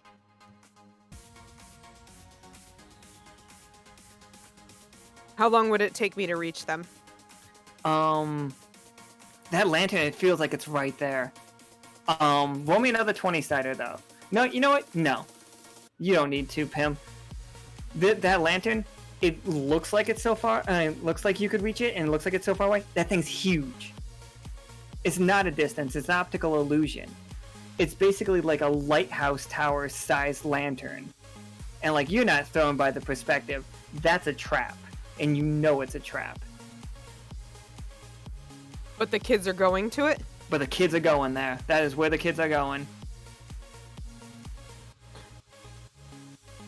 Are they drawn to the light? They are most certainly drawn to the light. All right. I think Pim knows what this is. So like, Pim, this is a monster that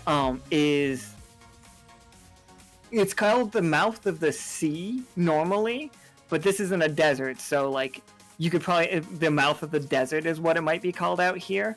It looks like it's an anglerfish with a lantern that draws in mostly the weak-spirited or the weak-willed or frightened children. So like it will scare people on a boat. Like it'll like constantly nudge your boat and like make you terrified, and then you'll see a light in the distance, so you'll jump into the water for safety because you think your boat's about to sink, and then it eats you. So the more scared it gets you, the easier you are to be eaten. Well, we gotta go after the kids. I'm gonna look at the school marm there. And I'm gonna be like, all right, I'm gonna go try to get the kids because they are headed towards certain death. Are you kidding me? Is there anything I should know about the kids? There's a lot of them. They take directions pretty well. Just I don't mind if they seem too spoiled. And they will. Oh, great. I hate kids. Okay. Can't let them die, though. I've heard that's looked at negatively. So Pim's gonna turn to Caram You want to help me save some kids? Did you really even have to ask? Let's get Nope, going. let's go. She's just gonna grab him by the arm and start running. So this is how Cass feels. Are you guys gonna call Cass and Tarkus, or are you guys just doing it yourselves?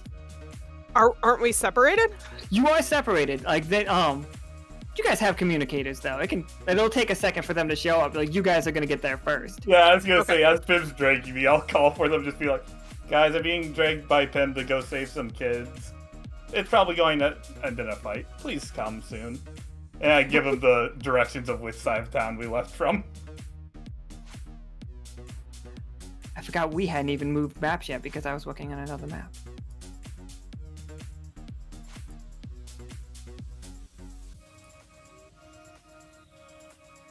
Well, you guys rolled well enough that I'm not gonna like make you like take forever. But here is the like you see the lantern, and you do see like I've only got 6 on the screen, but imagine each one of them is at least 2. Like children just like marching towards this lamp, and like around like around the lamp. The giant, and it's absolutely Goliath. It looks like a table lamp that is the size of a lighthouse. And like in a circle around it, right, the kids are almost to it, but in a circle around it, you see what looks like not water, but it's getting wet. Like something under the ground is drooling. Lobber. Ick. Gross. Right. Pim's gonna run out in front of like the kids in the front and just be like, whoa, whoa, whoa, whoa, whoa, whoa, whoa, whoa, whoa. Light bad. You don't want to go to the light. I promise.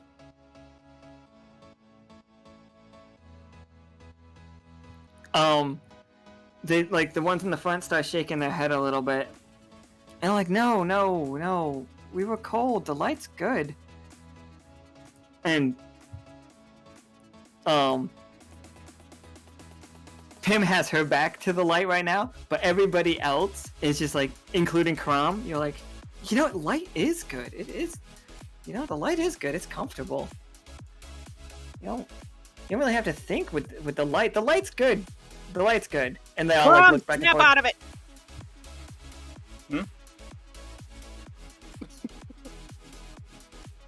Sorry, what?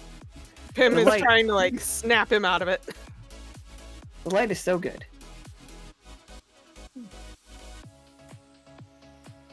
I don't know. I can't with the kids here. It's a nice light. No, light bad. This light bad. And Pim's gonna pull out the Eternal Radiance. That's a solid move. Roll me 2d20.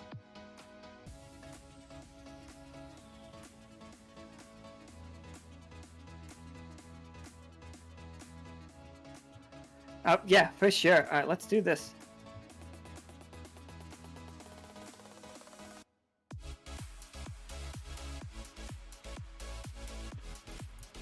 Just gonna repurpose a different map. All right, so as long as that's out, that thing is so bright. Like the entire area becomes day. Tarkus and Cass, like you hear the radio call, and then you just see the sunrise in the distance. Like the sun's just out over there. Like you see a blue sky, you see like clouds going. You hear so many things hissing right now, Pim. Like you hear like the sound of some popping, like popcorn is just suddenly like just going everywhere. And like in the distance you can see giant creatures like dive into the sand and start digging. You guys got a lot of weird stuff out here at night. Like the kids like blink their eye, they're like, what is the gee? Oh, that's quite the nightlight. I'll buy it from you. 5 gold, says the little bear in the back. Absolutely not, little buddy. Oh, this is what the commoners call haggling. No haggling to be done. This is mine, and it's gonna stay mine. You need to go home. I like that because we switched to this map, like, the scale of things gets to be more fun. Okay. Cass kind of radios in real quick and goes, "Who lit up the sky? I looked at the clock tower. It's not even morning." That would be Pim. She snapped to be out, whatever that was, and don't look at it directly. It really hurts. Gotta grab Tarkus and Cat. Oh, go ahead. That's it. Cass kind of radios in. Are the kids safe? Yeah, kind of bratty, Technically- but they're safe. How dare you? If my father hears that you called me bratty, he will have your head. You should probably go back and tell your dad then. Turn around. Go home.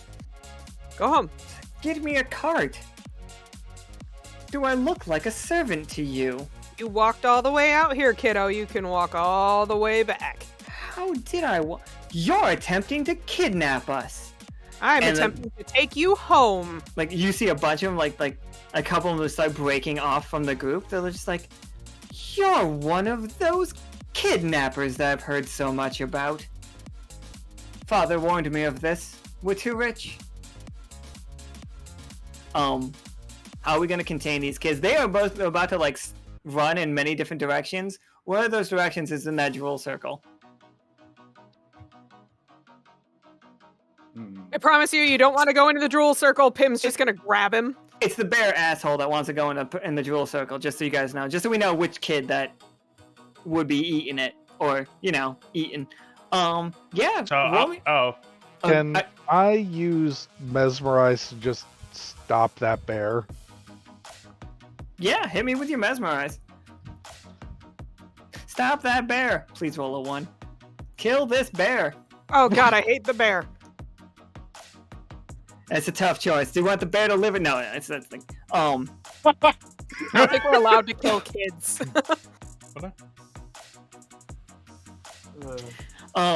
So the kid is mesmerized, like right on the edge of it, and you see him like going back and forth, and it's not going to be so much a tough choice, but this is where, Pam, you can reach out and snatch him back. He might not fall forward, but are you ready to take that risk? Yep. Okay. I hate morals.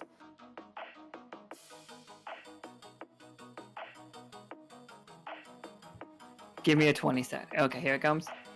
Yeah, you successfully snatch him back as the mouth closes and the thing comes springing out of the sand, and it's huge, everybody, because remember, it's lanterns the size of a lighthouse.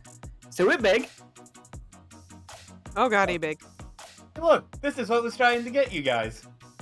See? Not kidnappers. Just trying to save your stupid little lives. You hear polite applause. Oh my god. Get back to town! Oh, this is a new show they're putting on. And she's like, my father, you'd have to deal with my father. The show has nothing to do with me. Caram just pulls out his gun and just puts it in the air and shoots. And they all turn to Caram and applaud him. It's fascinating, good job.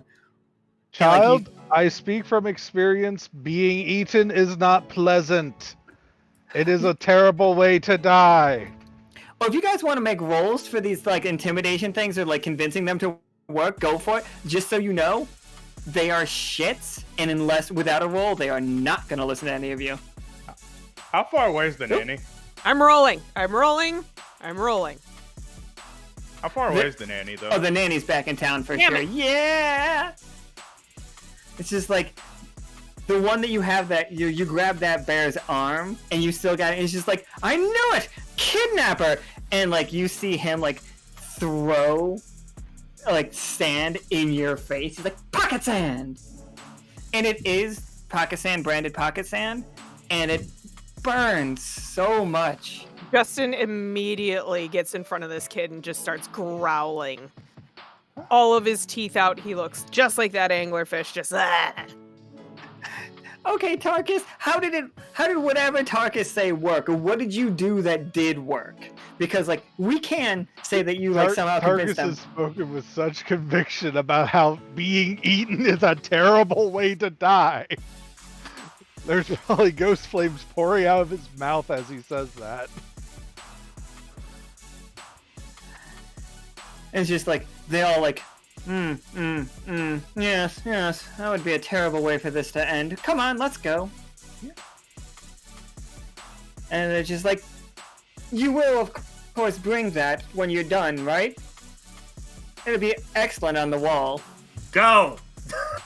She's like, fine. She's like, telling my father you tried to kidnap me, though. I gotta go home. I'll talk to your dad later. You don't even know my dad. I'll find your dad. I'm gonna tell him what a little shit you I are. don't like you. I don't like you. Oh, fuck. Go fuck yourself. Yeah. God, I hate kids. Caram just looks at this thing. So, can I take out my aggression on this now? Yes. That entire conversation happened while this thing was in the air and now it's coming back down. Yeah, I just look at Tarkus. Can you throw me up at that thing real quick? I need the fucking deck in the eye. Oh, you don't even have to, like, get thrown, man. It's coming down. You want to shoot you, Ken, that? Yes. Toy-sider? Oh, yeah, that most certainly. That's a success. So, like, it's coming down, and, like, it has not... Like, it did not think it was jumping out into the daylight. You know what I mean? Mm-hmm. Because, like, it's a nighttime prowler. Like, it has its lantern. It has never jumped into the sun before. And it's like, its eyes are, like, squeezed shut. And, like, it is, like, leaking whatever, like, strange, like, eye goo that this thing has. I don't know if fish... No, it doesn't. Fish don't close their eyes. It just makes it so much worse for it. It's the worst. I don't know why that road is so interesting to people on motorcycles. It doesn't seem like a good road.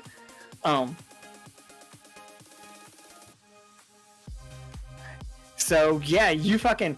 How do you want this to look? Because, like, it's not 20, but, like, it's a success. So, like, do you want to just hit its eye and it starts flopping around on the sand so everybody else gets it? Or are you going into this creature? I'm just doing a Shoryuken. I can't pronounce it. Shoryuken. Shoryuken. Right It's into good, you're fine. I think that with how Caram did it, he's specifically trying not to go into it, but I think he knocks out one of its eyes doing that. Oh, just take its eye right out? Yeah.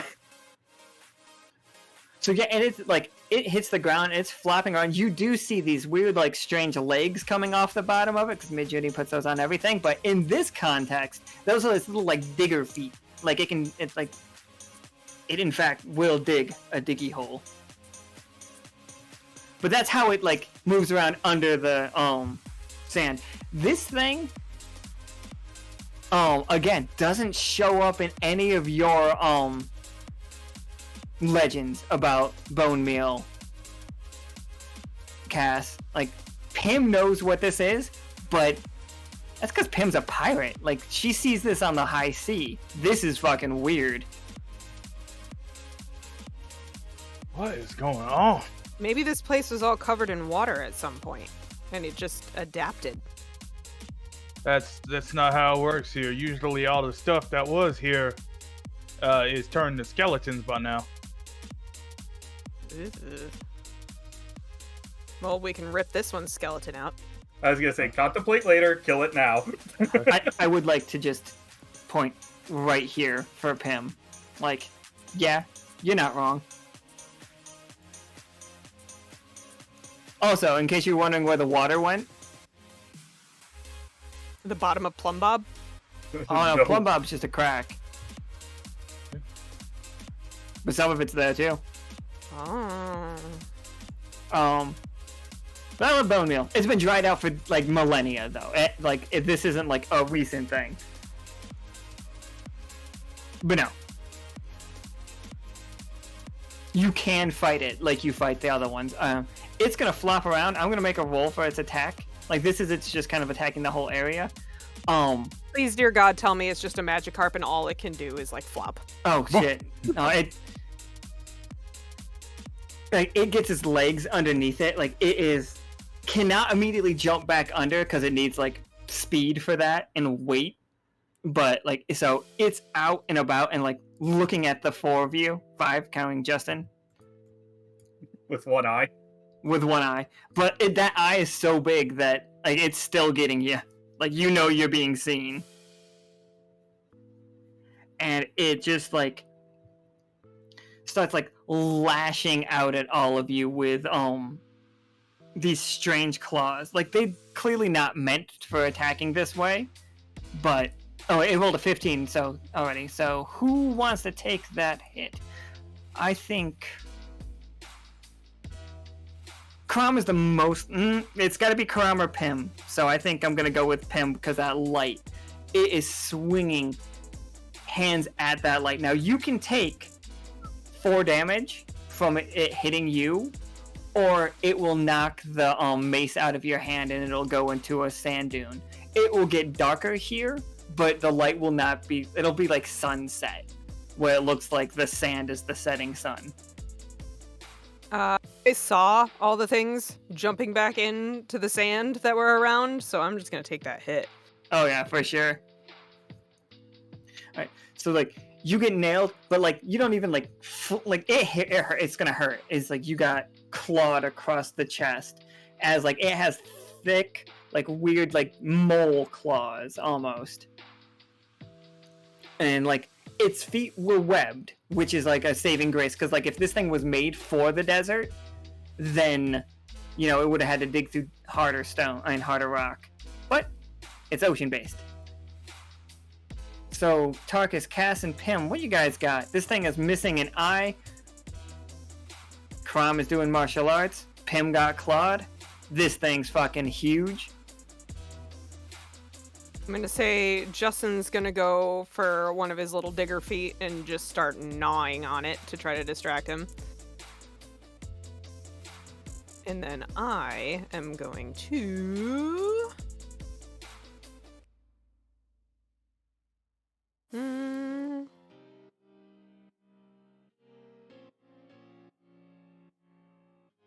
I'm gonna death hand him.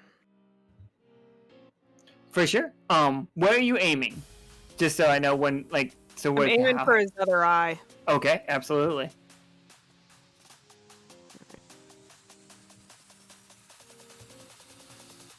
Yep. Can you roll me one more time for Justin? Okay. So, I'm keeping the 11 for both of them. I just, two separate hits. In case. I wanted to know. I wanted to know if it was a 20 or a 1, basically. Yeah. So, like, yeah, what's your death hand look like? Because I know what Akana's death hand looks like. It's like a tiny cannon on her wrist. What is yours?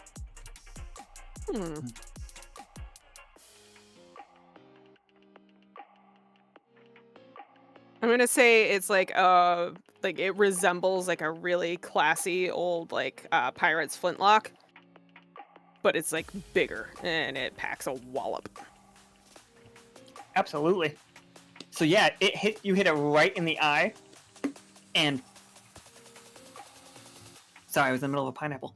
You hit him right in the eye, and like at first, it's like you see the ball spinning at like just on the outside, stuck in the goop, like it's still trying to move forward, but it's got so much goop. And also, Caram, your arm is just covered in this goo. It's not gonna burn you, and it's not like it's just like imagine sticking your whole like arm in Vaseline. That's what you got. Gross. Yeah, I know it's terrible, but like,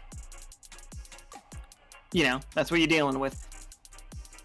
But like, it finally does pass through that fucking like 2-foot layer of Vaseline, and you see the ball like get into its eye, and it just starts screaming and thrashing around. Like, it's not attacking anything in particular, but like it is running back and forth. It is like heading off to the distance at this point. Like you guys could leave it alone, or like but finish it. You can finish it and follow it as well. Follow it and finish it if you want to, or leave it. It's completely up to you. I mean, he is blind now. That attack feels worse, letting it live blinded the rest of its life. Maybe it'll contemplate the things that it's done with its life. What makes you think it relied on sight to hunt? True. Well, let's go fucking kill it. Right. So yeah, Tarkus and Cass, this thing is running away from you right now. Like it is like trying to flee you all, but you can like it's stumbling on this ground because like Justin has taken a big bite out of one of its legs. Cass gonna pull out. Go ahead. I was gonna say Cass gonna pull out 2 of his pistols and shoot 2 of its other legs. All right, give me those 2d20s. Oh, fucking sick. 15 and a 19, everybody. Oh, yeah, they're right on the screen. Beautiful roll. Ooh, beautiful. What's it look like when you take out 2 legs just like very easily, like just like boom? Yep. No. Nothing special. Just just a very like super simple. You just walk up to it. yeah. It's more of like an everyday shot, Cass. What it kind of felt like. Absolutely. So, Oh, Starlight's played a. I think we for your 2 guns, did we say that you couldn't adjust them? I can't remember. Like no, that's fine. We'll take the 20. Absolutely. Oh, and multi-ball. Oh, for sure. So like you guys watch like those bullets just like catch all the legs, just like basically unload your entire like both those pistols. Do you do a little? You got a little Doc Holliday in you, a little bit Revolver Ocelot, or you just straight no nonsense, just like pull them out, done. I'd say at the end it's more of like Revolver Ocelot, like as it's on the ground. Then he kind of flares them back into his holsters. There we go. All right, Tarkus, this giant thing slams to the ground in front of you. Like, it's still very much alive. It just doesn't have any eyes or legs. It's just kind of fucked up.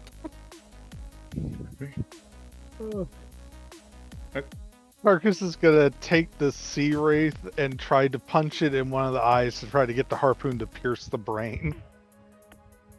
Yeah, roll me 2 20-siders. We'll take the highest. Like, this thing can't move. Yeah, 14 for sure. You fucking shoot. Did you like shoot it, or you just like try to get in there? Let me tell you, your arms are not long enough to reach this thing's brain through its eye socket. You'd have to pull that trigger. I was gonna say he gets his fist into the eyeball, then pulls the trigger. For sure. Like, you guys just see casually Tarkus walk up and just fucking like to his fucking shoulder as far as he can. Because 2 feet is just the eye goo. And then like the other 2 feet are into the eye. And then he still has to pull the trigger. And you guys see the fucking hook come like, and it's tiny. It's a tiny little string just comes poking out of the back of that thing's head and like hooks onto the carapace up there. Oh.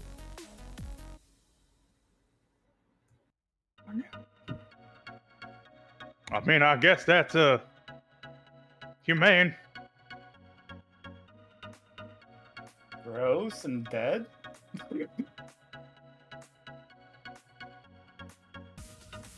You hear the kids in the background. Yeah! We I'm said go so back! happy and to We let don't me listen have to this. shit! I swear to God, I'm gonna poop on all of their pillows. Fuck the police! And they all just start cheering, fuck the police. Yes. If I do anything to these kids, would that result in negative rep? Oh, for sure. And you can't kill kids, Cass. Not kill. No, there's something. Oh no. All these kids fucking think Tomb Squad is a joke, by the way. Oh. This is the one group of kids in the world that thinks Tomb Squad is a piece of shit. They think they think Tomb Squad is for like your fucking like for squares. It's just like, yeah, you hear what Tarkus said?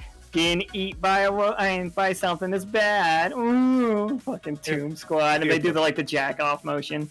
Hey, if yep. Sounds like I'll need to carry them back as.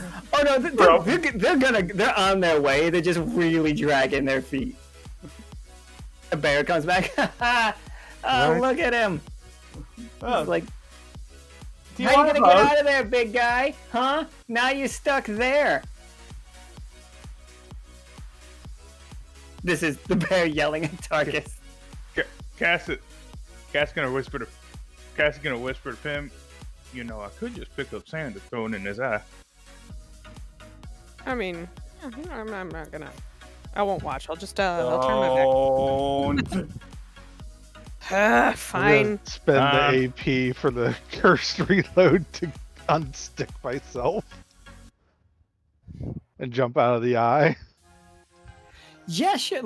Sorry, the kids will get back there just fine. What are we doing with this body of a giant anglerfish? Now, this is technically enough fish to feed the town for a while. I mean, you could try to drag this back to Silver Thimble's good on food. Oh no, I'm talking about the Drydocks. The science department went in to mine this. We could sell it to Drydock. I'd say. No, I wouldn't do that. I'd say take a small piece of it for sampling reasons, and then I'd say kind of leave it here. We ain't dragging it back to Drydocks. Caram points at the airship. Somebody wanna? We could. I mean, we could. If we're going to, I mean, we're going to drop it in the old part of town, not the new part.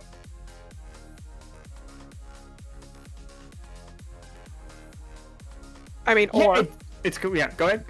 I was gonna say, alternatively, we could just take a sample back to Drydock and let them decide if they want to come out and grab it. They could harvest it themselves.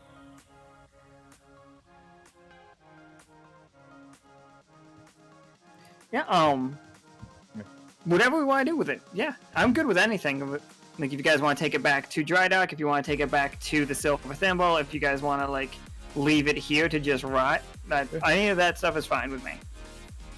I really don't have too much planned out for what we do with this corpse, so I'm Cass can make the decision. It's his town.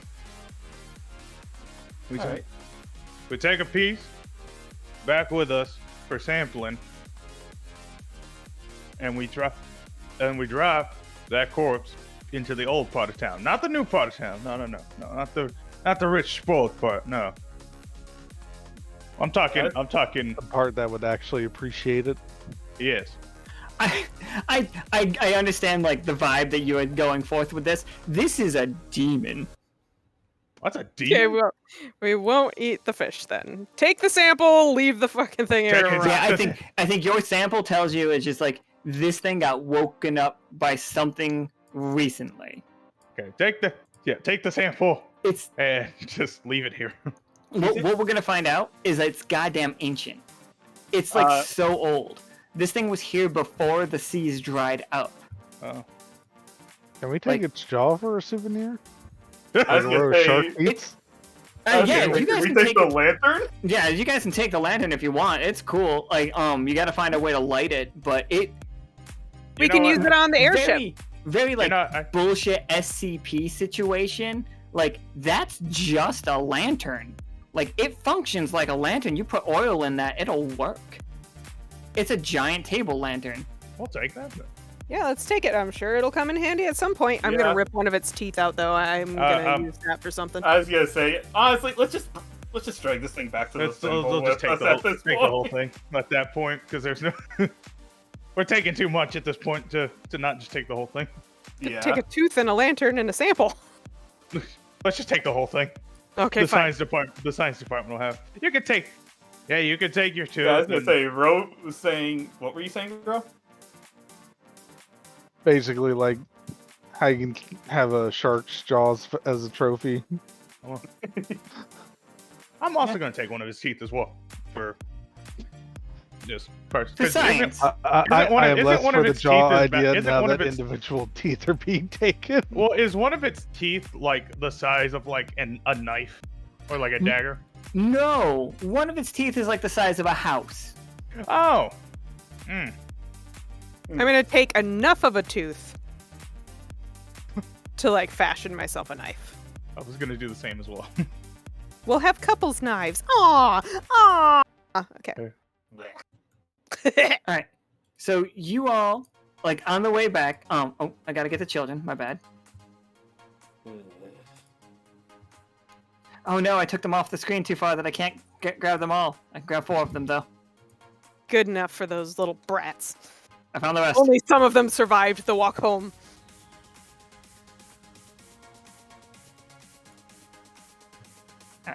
Fucking talking shit about Tomb Squad. I punched its fucking brain out. Yeah, well, fucking. Like, I want to punch his brain out. You guys hear fucking Tarkus over here, mad about us throwing shit on Tomb Squad. Na Tomb Squad. And then it's just like, as they get into town, like, they see. They definitely see, what did I name her? Shit, the bunny girl. I liked her. I can't remember what I named her. Was Bunny Girl was Cargo? No, Cargo is, this guy, the bird guy. I know you got Cargo, you got Pip. Pip. This is Pip. He's bad at gambling. And then, wow, that's the only one I didn't catch. I gave her a dumb name.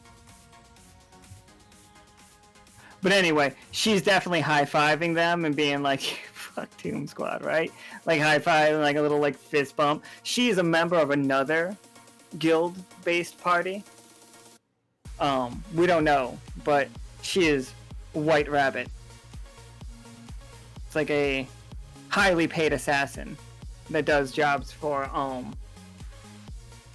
the Adventurers Guild. She does, you know, the dirty jobs, the dark deeds. The wet work, if you will. Tim's just patting Tarkus on the back. It's okay, buddy. Don't let them get to you. It's all right. She personally thinks that Tomb Squad's a little, like, overblown. Like, a little, like, like the cartoony version of Adventurers. And she wants to bring it back to, like, you know, adventuring is a serious deal. Much like this city. She's done with it being a playground. She wants things to just get back to a little bit of serious lane. Ever since, like, this island showed up in the middle of this world, like, in the middle of, seasonal, the world's gotten a little bit weirder. And it just keeps getting weirder. And she doesn't necessarily blame you for it, or she doesn't have any proof to blame you for it, but she assumes it has a lot to do with you all. Well, never did get around to deciding what we were going to do with the town. That is like what Tennessee and the group is going to come up to you about. And Tennessee's like, can I count on you to help us out? Like, really, like, establish a base? And what that in question is going to be is all of you stay here for the next month. You can't leave to RP and other games. Like, you are here protecting them. If you do that, this city will flourish. And by the end of this month, they will, like, be self-sufficient, but it will still be pretty cartoony. What is the uncartoony version? The uncartoony version of this is you help these 4 crooks. Well, crooks is a strong word. You help these 4 train up the people. Get the people back in from out of town. Like train them up as like a militia to focus and like rebuild this city. Oh, not rebuild it, but like, you know, you make the citizens stronger. You make it very out west. And they'll have, like, they have a leader in mind. They have not mentioned the leader, but they've been very cagey about who they think can run this town. But they will take the place of running the town in the meantime until they can have elections. Can I walk up to them and tell them that I will not make the decision unless they tell me who they think is going to run it?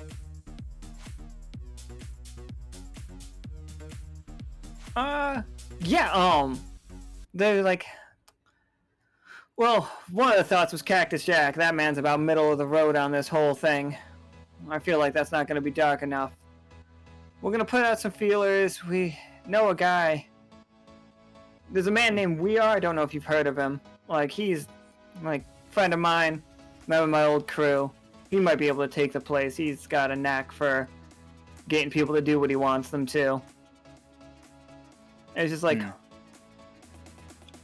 And it's just like, you know, nature abhors a vacuum, and like if we leave this too long, somebody's gonna come and fill it, no matter how strong we push back. Who is that person? Oh no, she's gonna, like, her idea is we are.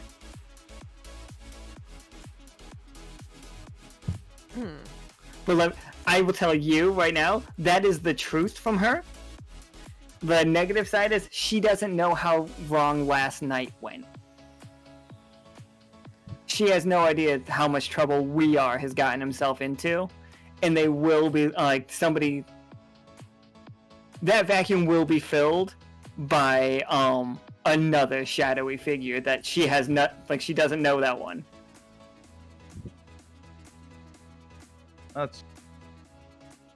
I'd say take them up on that offer. We got too much work back at the Silver Temple as it is.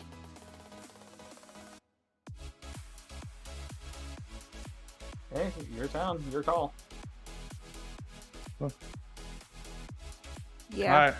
I trust that y'all gonna keep the Drydock safe and hopefully get these citizens up and ready for whatever is out there now.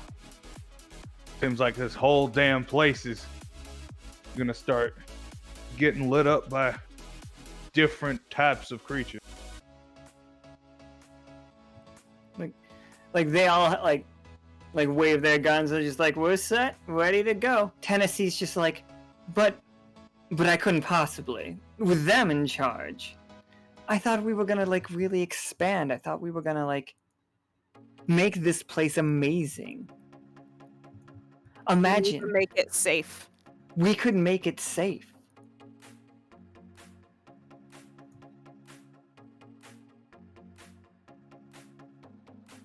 One day we can, but for right now we got stuff to do with the Silver Thimble. Also, Cass is gonna kind of pull one of them aside.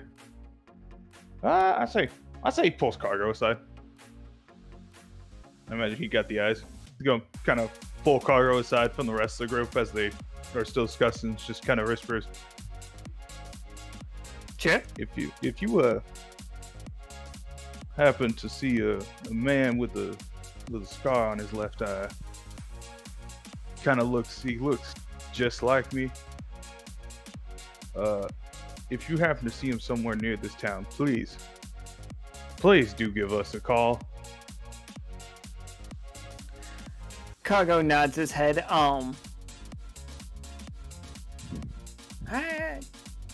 No, I don't think Cargo is anybody that would know anything.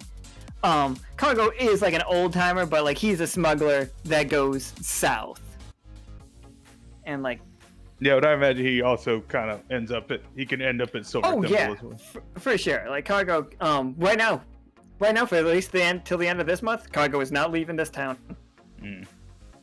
Like none of these four are leaving this town. They will train this place up. Like this place is gonna be full of like fucking capable people, like bit of fucking devil hunters themselves. Perfect. Well, once we get bone meal cleared out, then we will establish this place in a more safer light. It's just right now we have too much stuff out there. In fact, this is all stuff that even I haven't seen.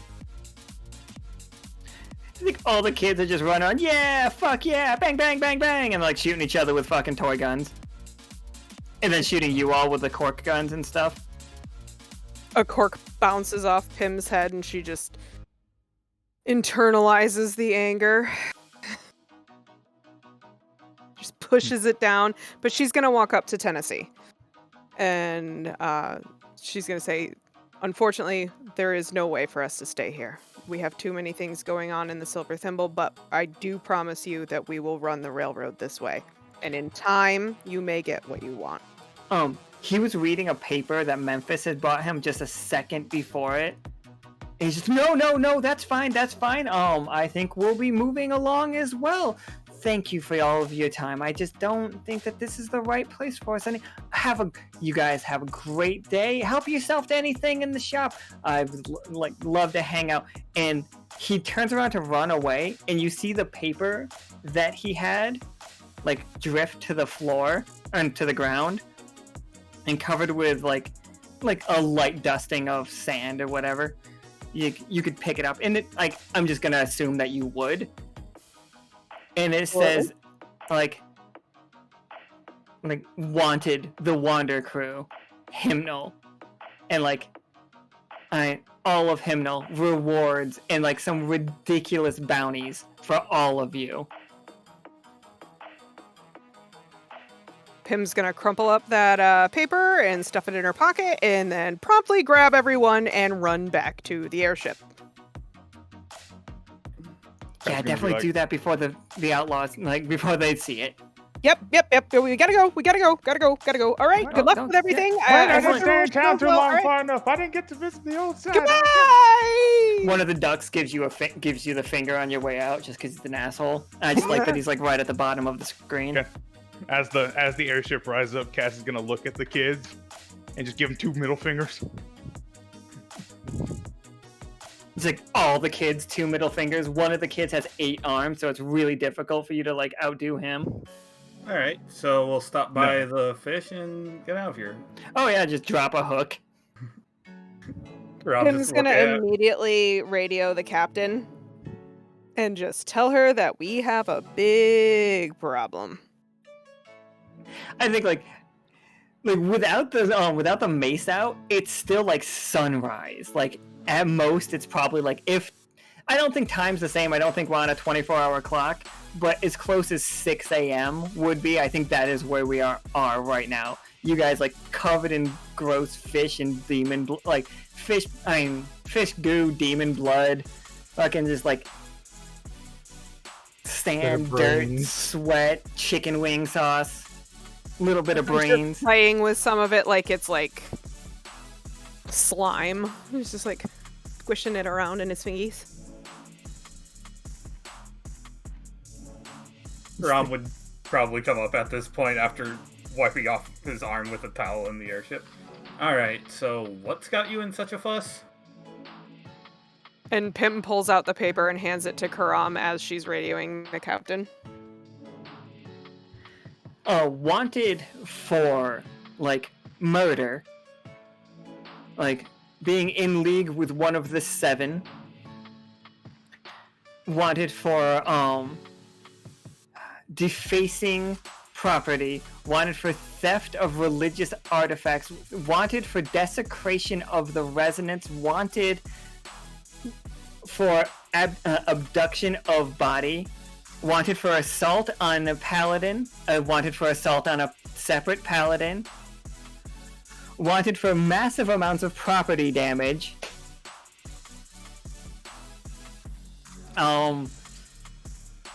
Wanted in connection with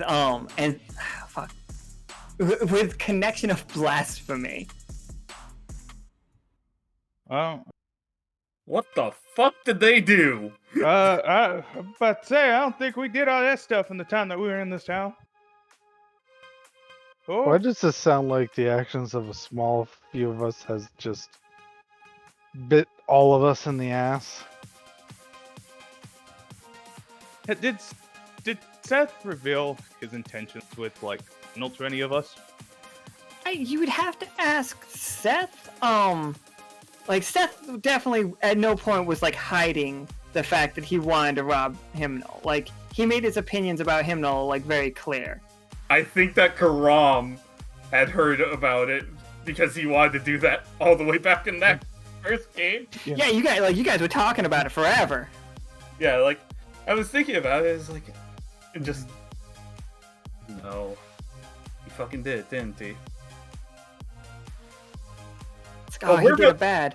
I think at the same moment, a different airship goes like buzzing by you guys, and like in the like driving it is like the satyr wearing goggles. One of his arms is like bound, and like his other one, he just like gives you guys a salute as you pass by, and he is going further north.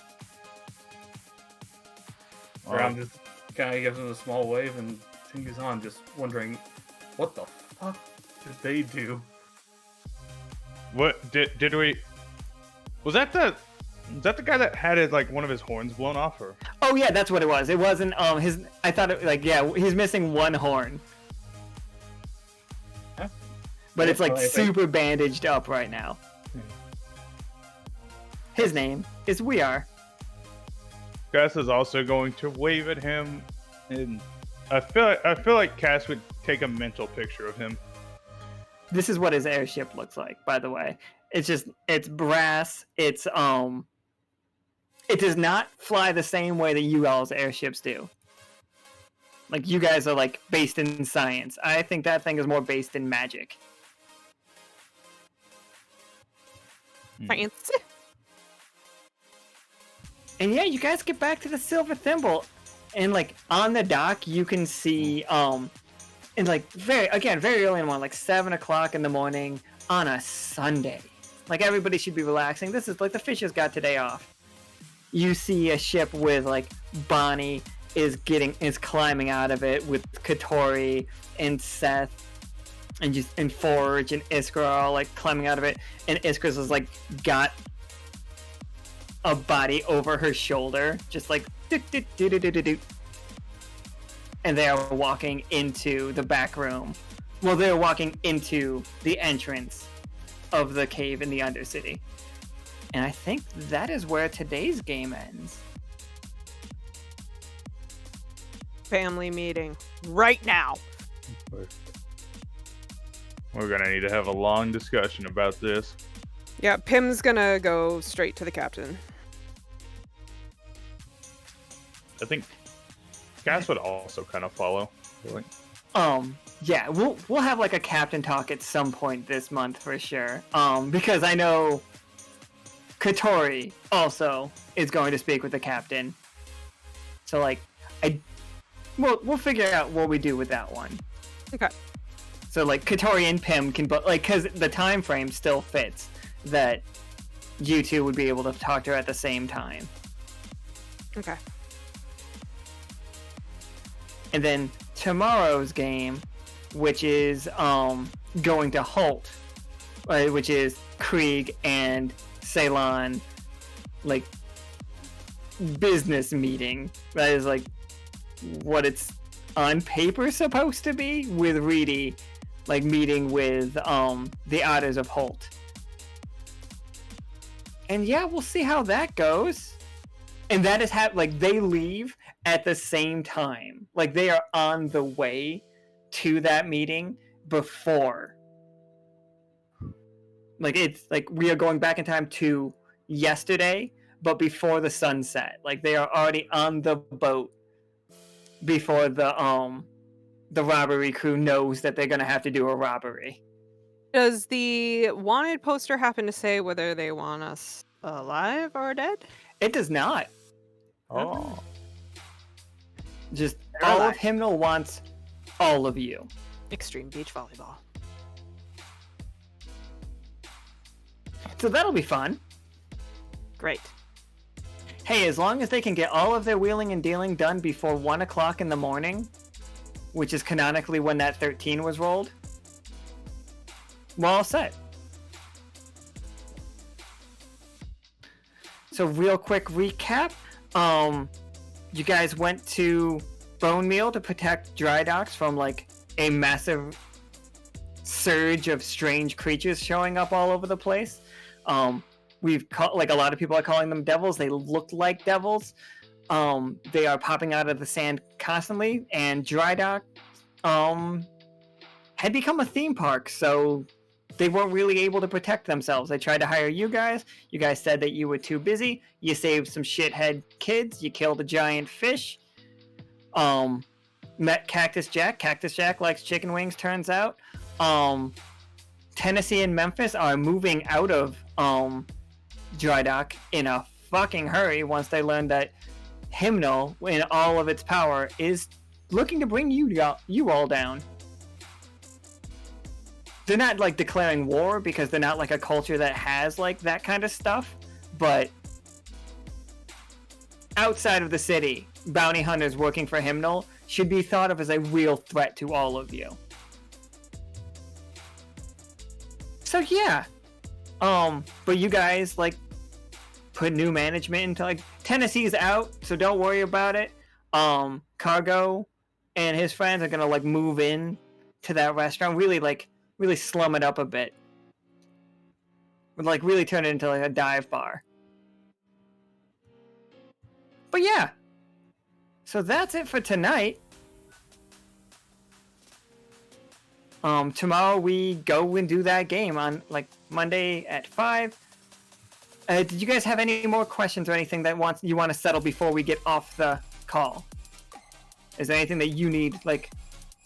I'm going to the dentist. I'm getting my gold tooth. Oh, for sure. Get to that dentist. Oh, What were you gonna say, Cass? I was thinking about it, and then I forgot about it. I was gonna ask if I could follow them into the Undercity. Yeah. Just kind of be waiting outside the room. But you guys are coming in from above. By the time, like, you guys are both docking at the same time. So, like, you're not going to be able to, like... Because we're going to we dock the airship at Wander and at Fish Tanger. Yeah, alright. I think, like, for, like, parallel, it looks good, like, it both happening, but, we know that they made it back to that room without talking to Caram. Fair enough. Because we saw it yesterday. I did just remember it. Would Cass possibly recognize any of Hymnal's bounty hunters, or are they all different from like what? I don't. You might, but I don't think you run in those circles. But like, there's a good chance if they come up in the future, then maybe. Like if you, yeah. Kay wants to know what happened with the golem soul. I don't know why Kay's asking those questions. It happened. That reminds me. Don't do first aid on Tarkus, Caram. Don't do first aid. Caram's terrible with first aid. Hey, at least he He tried. was Okay. too far gone. That's my I could wear a excuse. Caram suit. He tried. That's all that mattered. Just like, yeah, just, you know, a little bit of Tarkus in that blood, or like in that soul. I have ideas. I haven't like fully worked it. I wasn't expecting you to roll a 1 trying to heal a fucking golem, so I wasn't even trying to heal him. I was just trying to keep him alive. yeah, it's just tangential ideas I have. I'll let you know when I think about something more for it. Oh, the stream's done, isn't it? Oh no, we're still on. Nika's gonna say goodbye in a second, I'm sure. Oh, my stream froze. No. Hey, you said you wanted to talk before we left while we were still here, so... Yeah, that's what, that was... But yeah, so we're gonna hack off then, and we'll see you guys tomorrow for episode 3 of The Good Life, featuring Cash, Krieg, Maloney, and Ceylon. It's been a while since we've seen Maloney, so looking forward to that. It's gonna end terribly. Probably. Alright, so we're gonna head out, and we'll see you tomorrow. Bye forever. Goodbye, everybody. Bye forever.